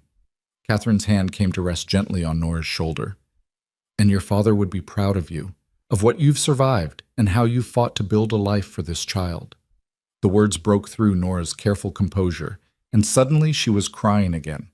Silent tears that tracked down her cheeks and dripped onto the blanket wrapped around Samuel. Catherine didn't try to stop her or tell her everything would be fine. She simply stayed close, offering the kind of wordless comfort that comes from understanding grief too deep for platitudes. When the storm of emotion finally passed, Nora found Caleb standing in the doorway, his expression careful and uncertain. "I can go," he said quietly. "If you need privacy, or if I'm—" "Stay." The word came out more forcefully than Nora intended, and she saw surprise flicker across his face. "Please. I don't want to be alone right now." He moved into the room slowly, as if afraid sudden movement might spook her, and settled back into the chair beside the bed. Samuel had finished nursing and fallen asleep again, his small face slack with contentment, and Nora felt a wave of exhaustion so profound it made her dizzy. "You should rest," Caleb said. "I'll watch over him while you sleep." "You don't have to." "I know." His voice was gentle but firm. "But I want to. So please, just rest." Nora wanted to argue, wanted to insist she was fine and didn't need anyone standing watch while she slept. But her body betrayed her with a jaw-cracking yawn, and Caleb's expression softened into something that might have been affection or might have been simple kindness. "Let me hold him," he said quietly. "You need real sleep, not the kind where you're listening for every sound he makes." It went against every instinct she'd developed over months of solitary survival, this idea of handing over responsibility to someone else. But she was so tired, and Samuel was so small and vulnerable, and the memory of Caleb holding him earlier, with such careful reverence, such obvious wonder, made something in her chest loosen. "All right," she whispered, and carefully transferred the sleeping baby into Caleb's arms. He settled Samuel against his chest with the ease of someone who'd done this before, and when Nora looked at him questioningly, he smiled slightly. "Cattle country," he said. "You learn to handle fragile things, or you don't last long. Besides, I helped with my nephew when Thomas's wife was recovering from a difficult birth. Babies aren't so different from calves, really, just smaller and louder." Despite everything, Nora felt a laugh bubble up. "Did you just compare my son to a calf? Would you prefer I compared him to a foal? They're even more unsteady on their feet." The absurdity of it cut through Nora's exhaustion and fear, and she found herself actually smiling as she settled back against the pillows. "Wake me if he needs me," she murmured, already drifting. "I will," Caleb promised. "Now sleep."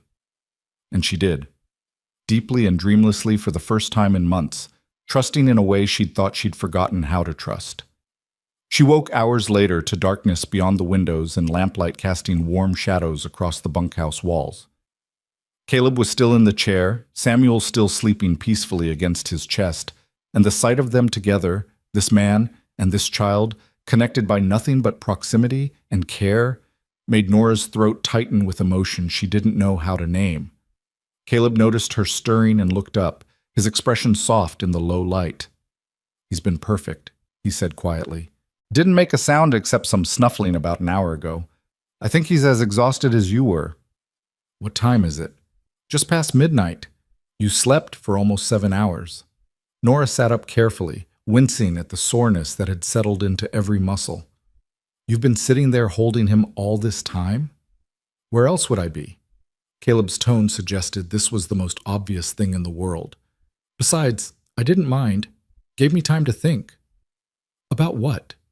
He was quiet for a long moment, his eyes on Samuel's sleeping face. When he spoke, his voice was low and careful, like he was picking his way through terrain that might shift beneath him. About Hartley's offer this morning. About what it means that he's desperate enough to try buying you off. He paused. And about what we're going to do to make sure he can't hurt you or Samuel. What? The name fell so naturally from his lips that it took Nora a moment to register the significance, that he was already thinking of her son as someone real, someone worth protecting, not just an abstract responsibility or burden. There's nothing to do, she said quietly. Men like Marshall Hartley always get what they want. I learned that in Boston. This isn't Boston. Caleb's voice carried quiet steel. And he's not going to get what he wants here, not if I have anything to say about it. Caleb, you can't fight this. He's offering you exactly what your father wanted, a marriage to his daughter, capital for the ranch, security for your family's future, and all you have to do is let me go. Nora forced herself to meet his eyes. Maybe you should take it. The words fell like stones between them, and she saw something flash across Caleb's face, pain, maybe, or anger, or disappointment so profound it looked like grief. Is that really what you think? He asked quietly. That I'd trade you and Samuel for money and social standing? That I'm the kind of man who'd throw away something real for something convenient? I think you're the kind of man who does what's best for his family, Nora said. And I think right now, what's best for the Brennans is for me to disappear before I cause more problems. You're not a problem. Caleb's voice was low and fierce. You're a woman who survived something that would have destroyed most people. You're a mother who built a home with her bare hands to give her child a better life. And you're someone He stopped, his jaw working. You're someone I care about more than business arrangements or my father's plans for the ranch. The confession hung in the air between them, honest and undefended. Nora felt her breath catch. You barely know me, she whispered. I know enough. Caleb shifted slightly, careful not to wake Samuel. I know you're brave and stubborn and so determined to prove you don't need anyone that you nearly killed yourself trying. I know you've been hurt by someone who should have protected you and that you're afraid to trust anyone because of it. And I know that despite all of that, despite every reason you have to be bitter and closed off, you still let my mother help you. You still agreed to come down from that mountain. You still said yes when I asked to stay while you brought Samuel into the world. He paused, his eyes intense. That takes more courage than most people will ever understand.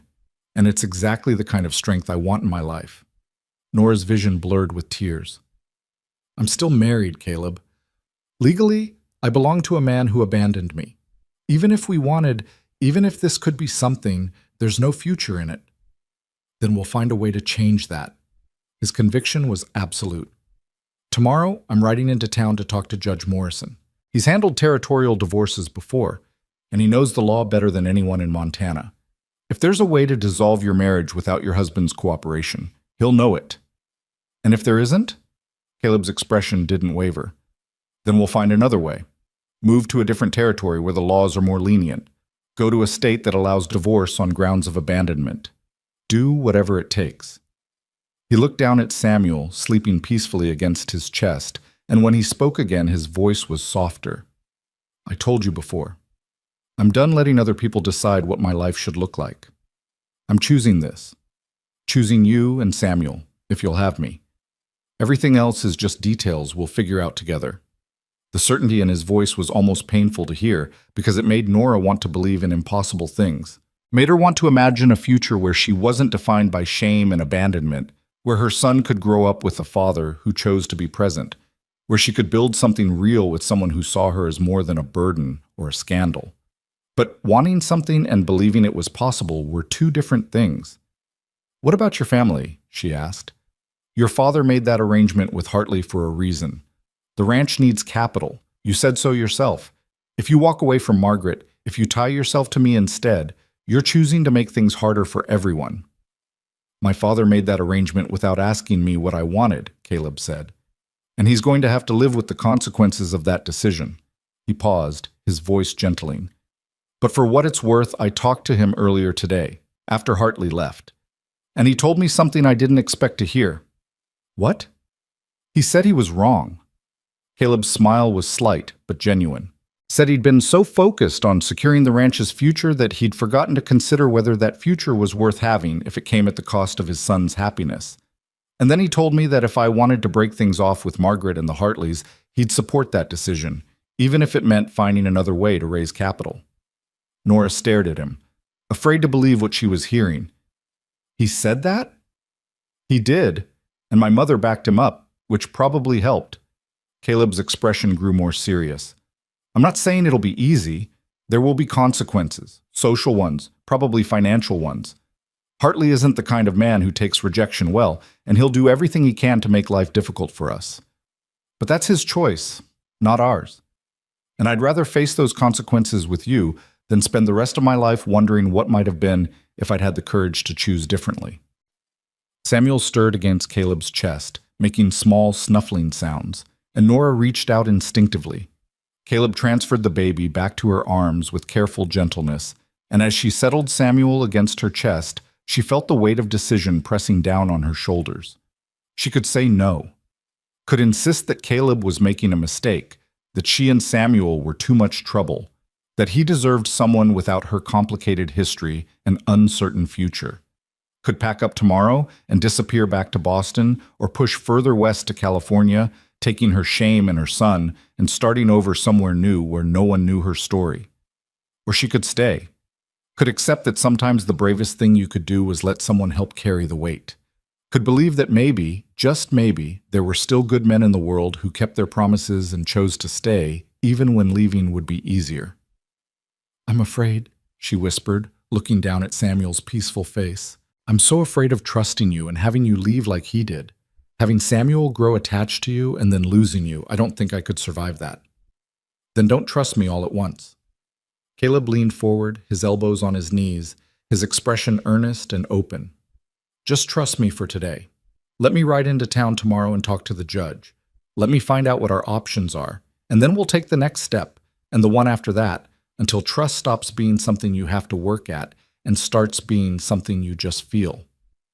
It was such a simple proposal, stripped of grand promises or dramatic declarations, just one day at a time, one choice at a time, building something real from the foundation of shared struggle and honest care. And maybe that was exactly what Nora needed to hear. All right, she said quietly. One day at a time, starting with tomorrow. Caleb's smile was like sunrise breaking over the mountains, slow and warm and full of promise. Tomorrow, he agreed. I'll ride into town at first light. True to his word, Caleb left before dawn the next morning, and Nora spent the day in the strange, suspended reality of new motherhood, feeding Samuel, changing him, marveling at how someone so small could be so demanding. Catherine visited frequently, bringing food and wisdom and the kind of practical help that kept Nora from spiraling into panic when Samuel cried for what felt like hours for no reason she could identify. All babies do this, Catherine assured her, showing her how to rock him in a particular way that sometimes soothed the crying. They're adjusting to being outside the womb, and everything is overwhelming and confusing. The best you can do is stay calm and keep him close and remember that this phase will pass. When? Nora asked desperately, exhausted and overwhelmed. Eventually. Catherine's smile was sympathetic. I know that's not the answer you want, but it's the truth. Babies run on their own schedule, and all we can do is adapt to it. By the time Caleb returned in the late afternoon, Nora was emotionally wrung out and desperate for adult conversation. He appeared in the doorway with snow dusting his shoulders and an expression that was hard to read, not quite hopeful, but not defeated either. What did the judge say? She asked immediately. Caleb removed his hat and moved into the room, his movements careful, like he was approaching a skittish horse. He said territorial law allows for divorce on grounds of desertion, but there are requirements. You have to be able to prove your husband abandoned you with intent never to return, and you have to make a good faith effort to notify him of the divorce proceedings. Nora's heart sank, which means finding James and getting him to respond, which he won't do. Not necessarily. Caleb pulled a folded paper from his coat pocket. Judge Morrison gave me the name of a lawyer in Helena who specializes in these cases. He said if anyone can navigate the requirements and find a way to proceed without your husband's cooperation, it's this man, Robert Finch. He's handled several cases where women were abandoned by their husbands, and he's got a reputation for finding creative legal solutions. Creative legal solutions? Nora repeated carefully. What does that mean? It means there are ways to establish desertion and notify someone of divorce proceedings even if you don't know exactly where they are. Publication notices in newspapers, affidavits from witnesses, that kind of thing. Caleb moved closer, his expression serious. It won't be quick, and it won't be easy. The process could take months, maybe longer. But Morrison thinks we have a real chance, especially since you have documentation of when your husband left and you can prove he cleaned out your accounts and disappeared. I don't have that documentation anymore, Nora said quietly. I left everything behind in Boston. Then we'll write to Boston and get copies. Bank records, court documents, whatever we need. Caleb's voice was patient but determined. Morrison said Finch will want to talk to you directly, hear your story, see what evidence you can provide. I told him we'd make the trip to Helena as soon as you and Samuel were strong enough to travel.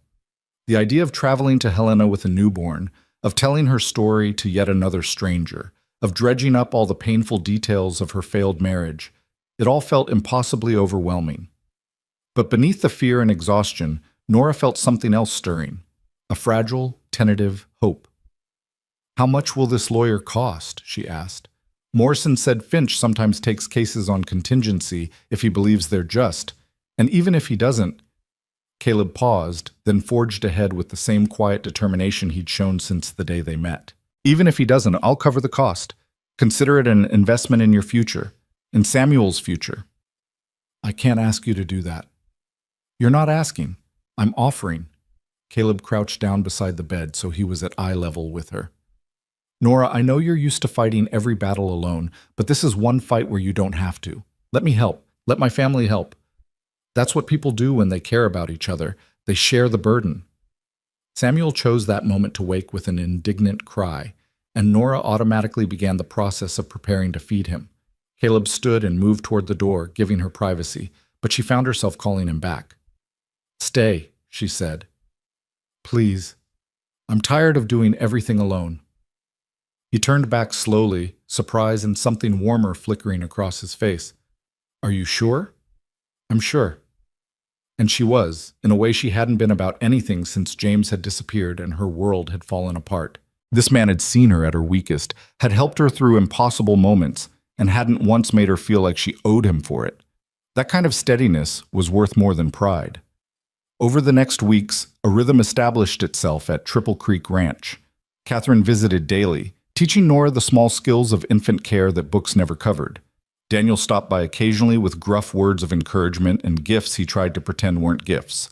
A cradle he claimed was just taking up space in the barn, blankets his wife had made extras of, a rocking chair that happened to appear on the bunkhouse porch one morning. And Caleb. Caleb was simply there, morning and evening, helping with whatever needed doing and never making it feel like obligation. He chopped firewood and hauled water and took turns walking Samuel when the baby was fussy and inconsolable. He listened when Nora needed to talk and offered silence when words would have been too much. And slowly, carefully, he began to feel like something more than a helpful neighbor. He began to feel like family. 6 weeks after Samuel's birth, when the worst of winter had passed and the days were starting to lengthen, Caleb arranged for them to travel to Helena. The journey took 2 days by wagon, with stops at way stations where Nora could feed Samuel in relative comfort, and by the time they rolled into the territorial capital, she was exhausted and anxious and ready to get this over with. Robert Finch's office was above a bank on the main street, a modest room with law books lining the walls and a desk covered in organized chaos. Finch himself was younger than Nora had expected, maybe 40, with sharp eyes and the kind of focused attention that made you believe he was hearing every word you said. He listened to Nora's story without interrupting, making occasional notes, his expression neutral and professional. When she finished, when she'd laid out every humiliating detail of James's betrayal and her desperate flight west, Finch was quiet for a long moment. Mrs. Whitmore, he said finally, I'm going to be honest with you.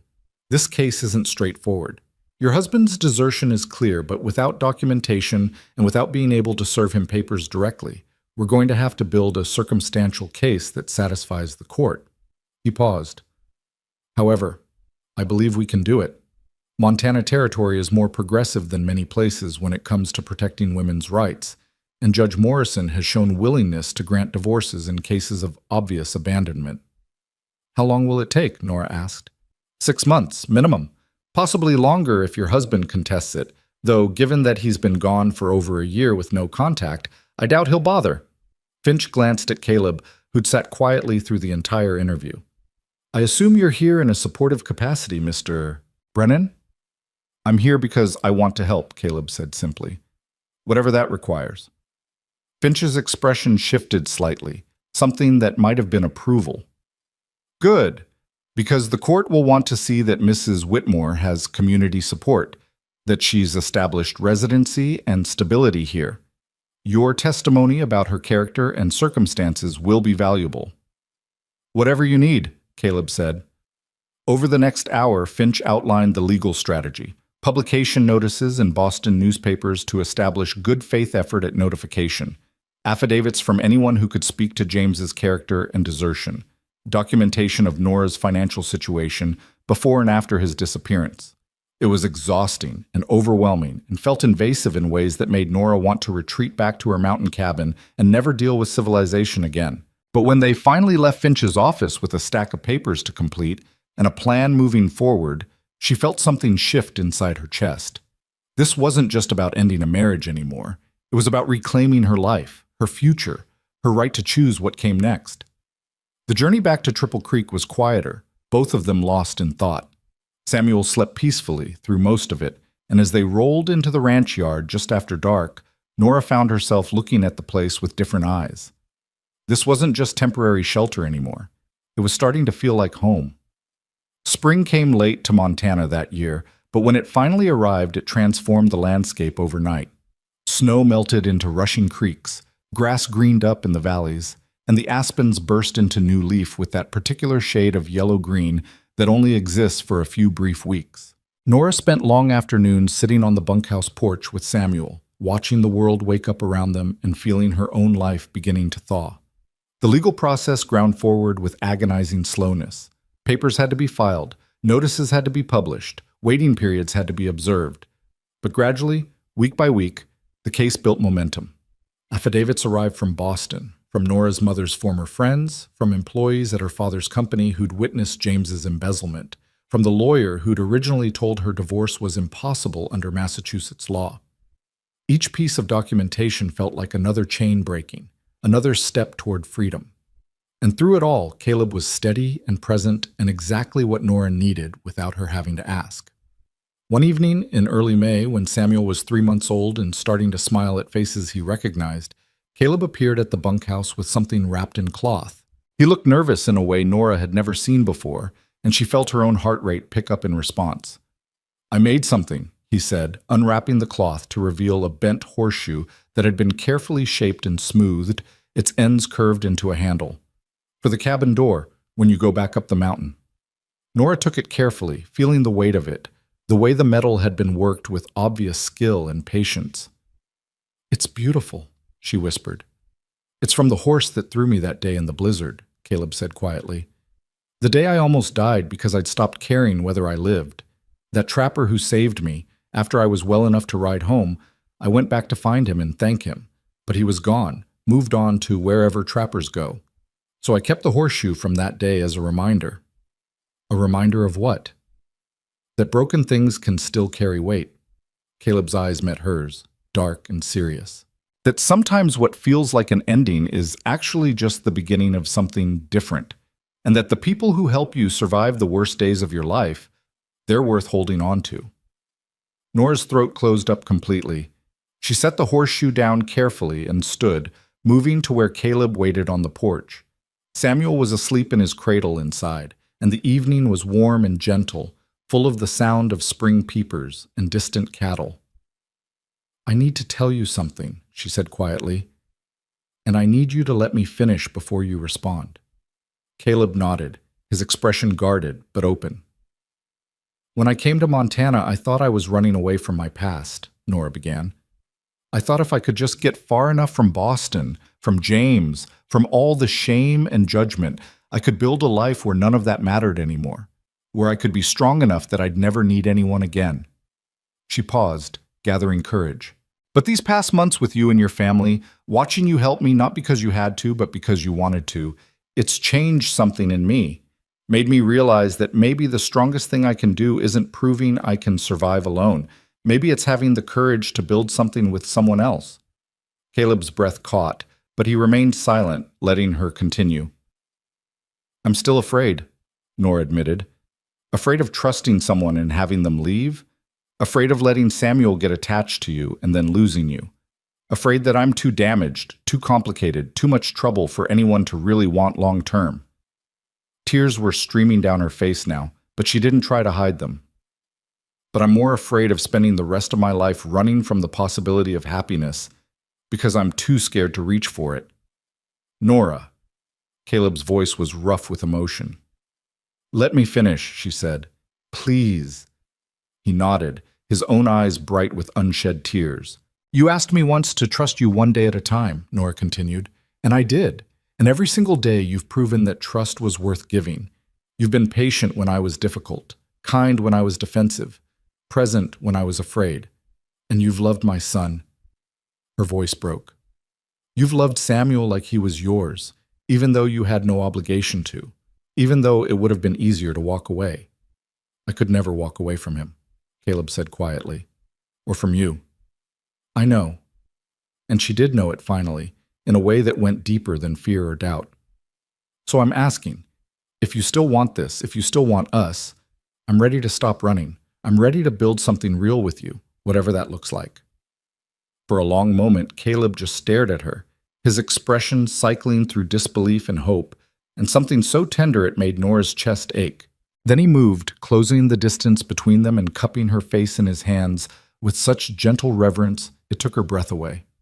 I want this, he said, his voice fierce and absolute. I want you and Samuel and whatever life we can build together. I want mornings on that mountain and evenings on this porch and every ordinary moment in between.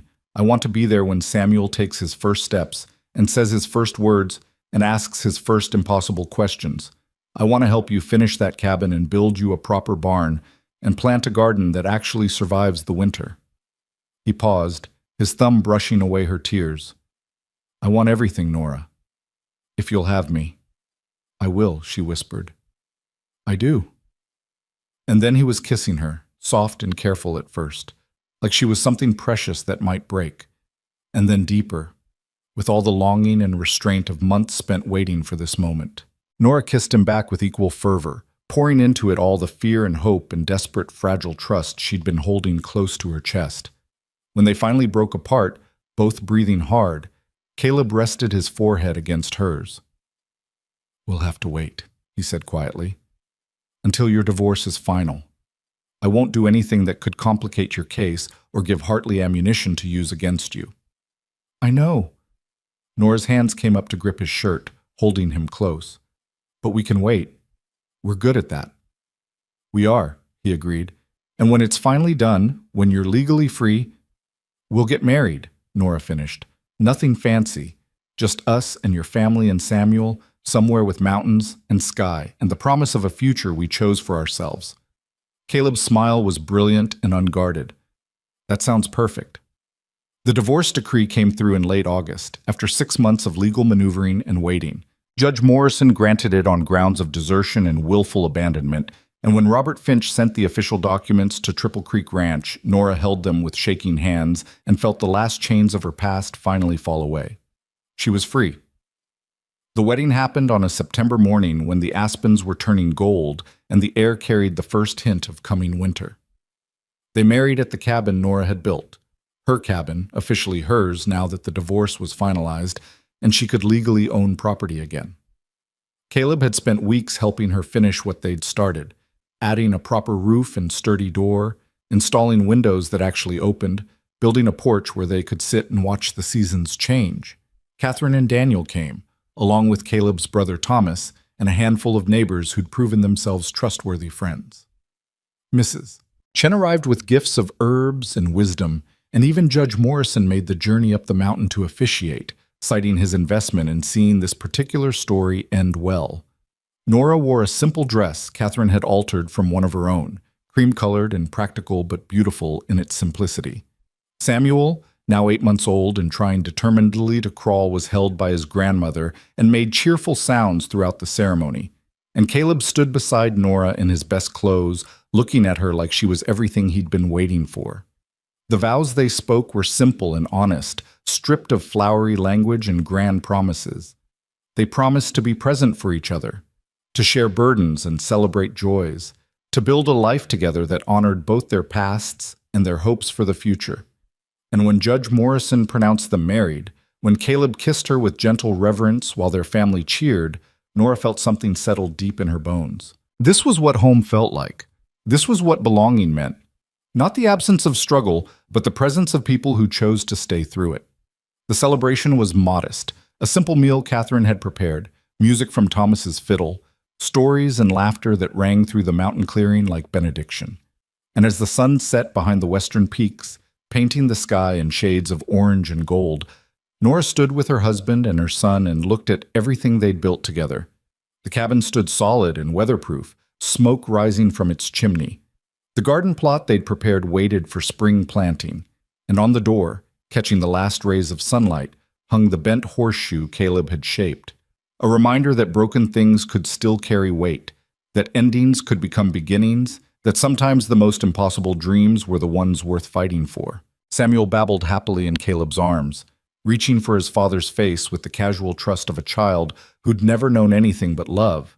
And Caleb, this quiet man who'd appeared in her clearing like an answer to prayers she hadn't known how to pray, looked at Nora with eyes full of promise and peace. "Ready to start our life?" he asked softly. Nora took his free hand in hers, feeling the calluses that matched her own, the strength that came from shared work and shared purpose. She looked at the cabin they'd built together, at the son who'd given her reason to survive, at the man who'd chosen to stay when leaving would have been easier. "I think we already did," she said. "Everything that comes next is just us living it." And as the stars emerged overhead and the mountains settled into evening quiet, they went inside their home together, husband and wife, father and mother, partners in a life they'd built from nothing but stubborn hope and the courage to believe that broken things could heal if you gave them time and care and the gentle presence of someone who refused to quit. The frontier was hard and unforgiving, and there would be more struggles ahead, more winters to survive, more challenges to face, more moments when the weight of it all felt impossible to carry. But they would face them together, this family built from choice rather than obligation, from love rather than convenience. And in a territory where survival was never guaranteed and the future was always uncertain, that was more than enough. It was everything. The cabin door closed behind them, and the bent horseshoe gleamed in the moonlight. A promise kept, a burden shared, a future built from the beautiful, broken pieces of two people who'd learned that sometimes the strongest foundations were the ones you built together, one log at a time, with patience and faith and the kind of love that refused to quit, even when quitting would have been reasonable. They had survived. They had built. They had chosen each other and the life they wanted to live. And that, in the end, was the only story that mattered.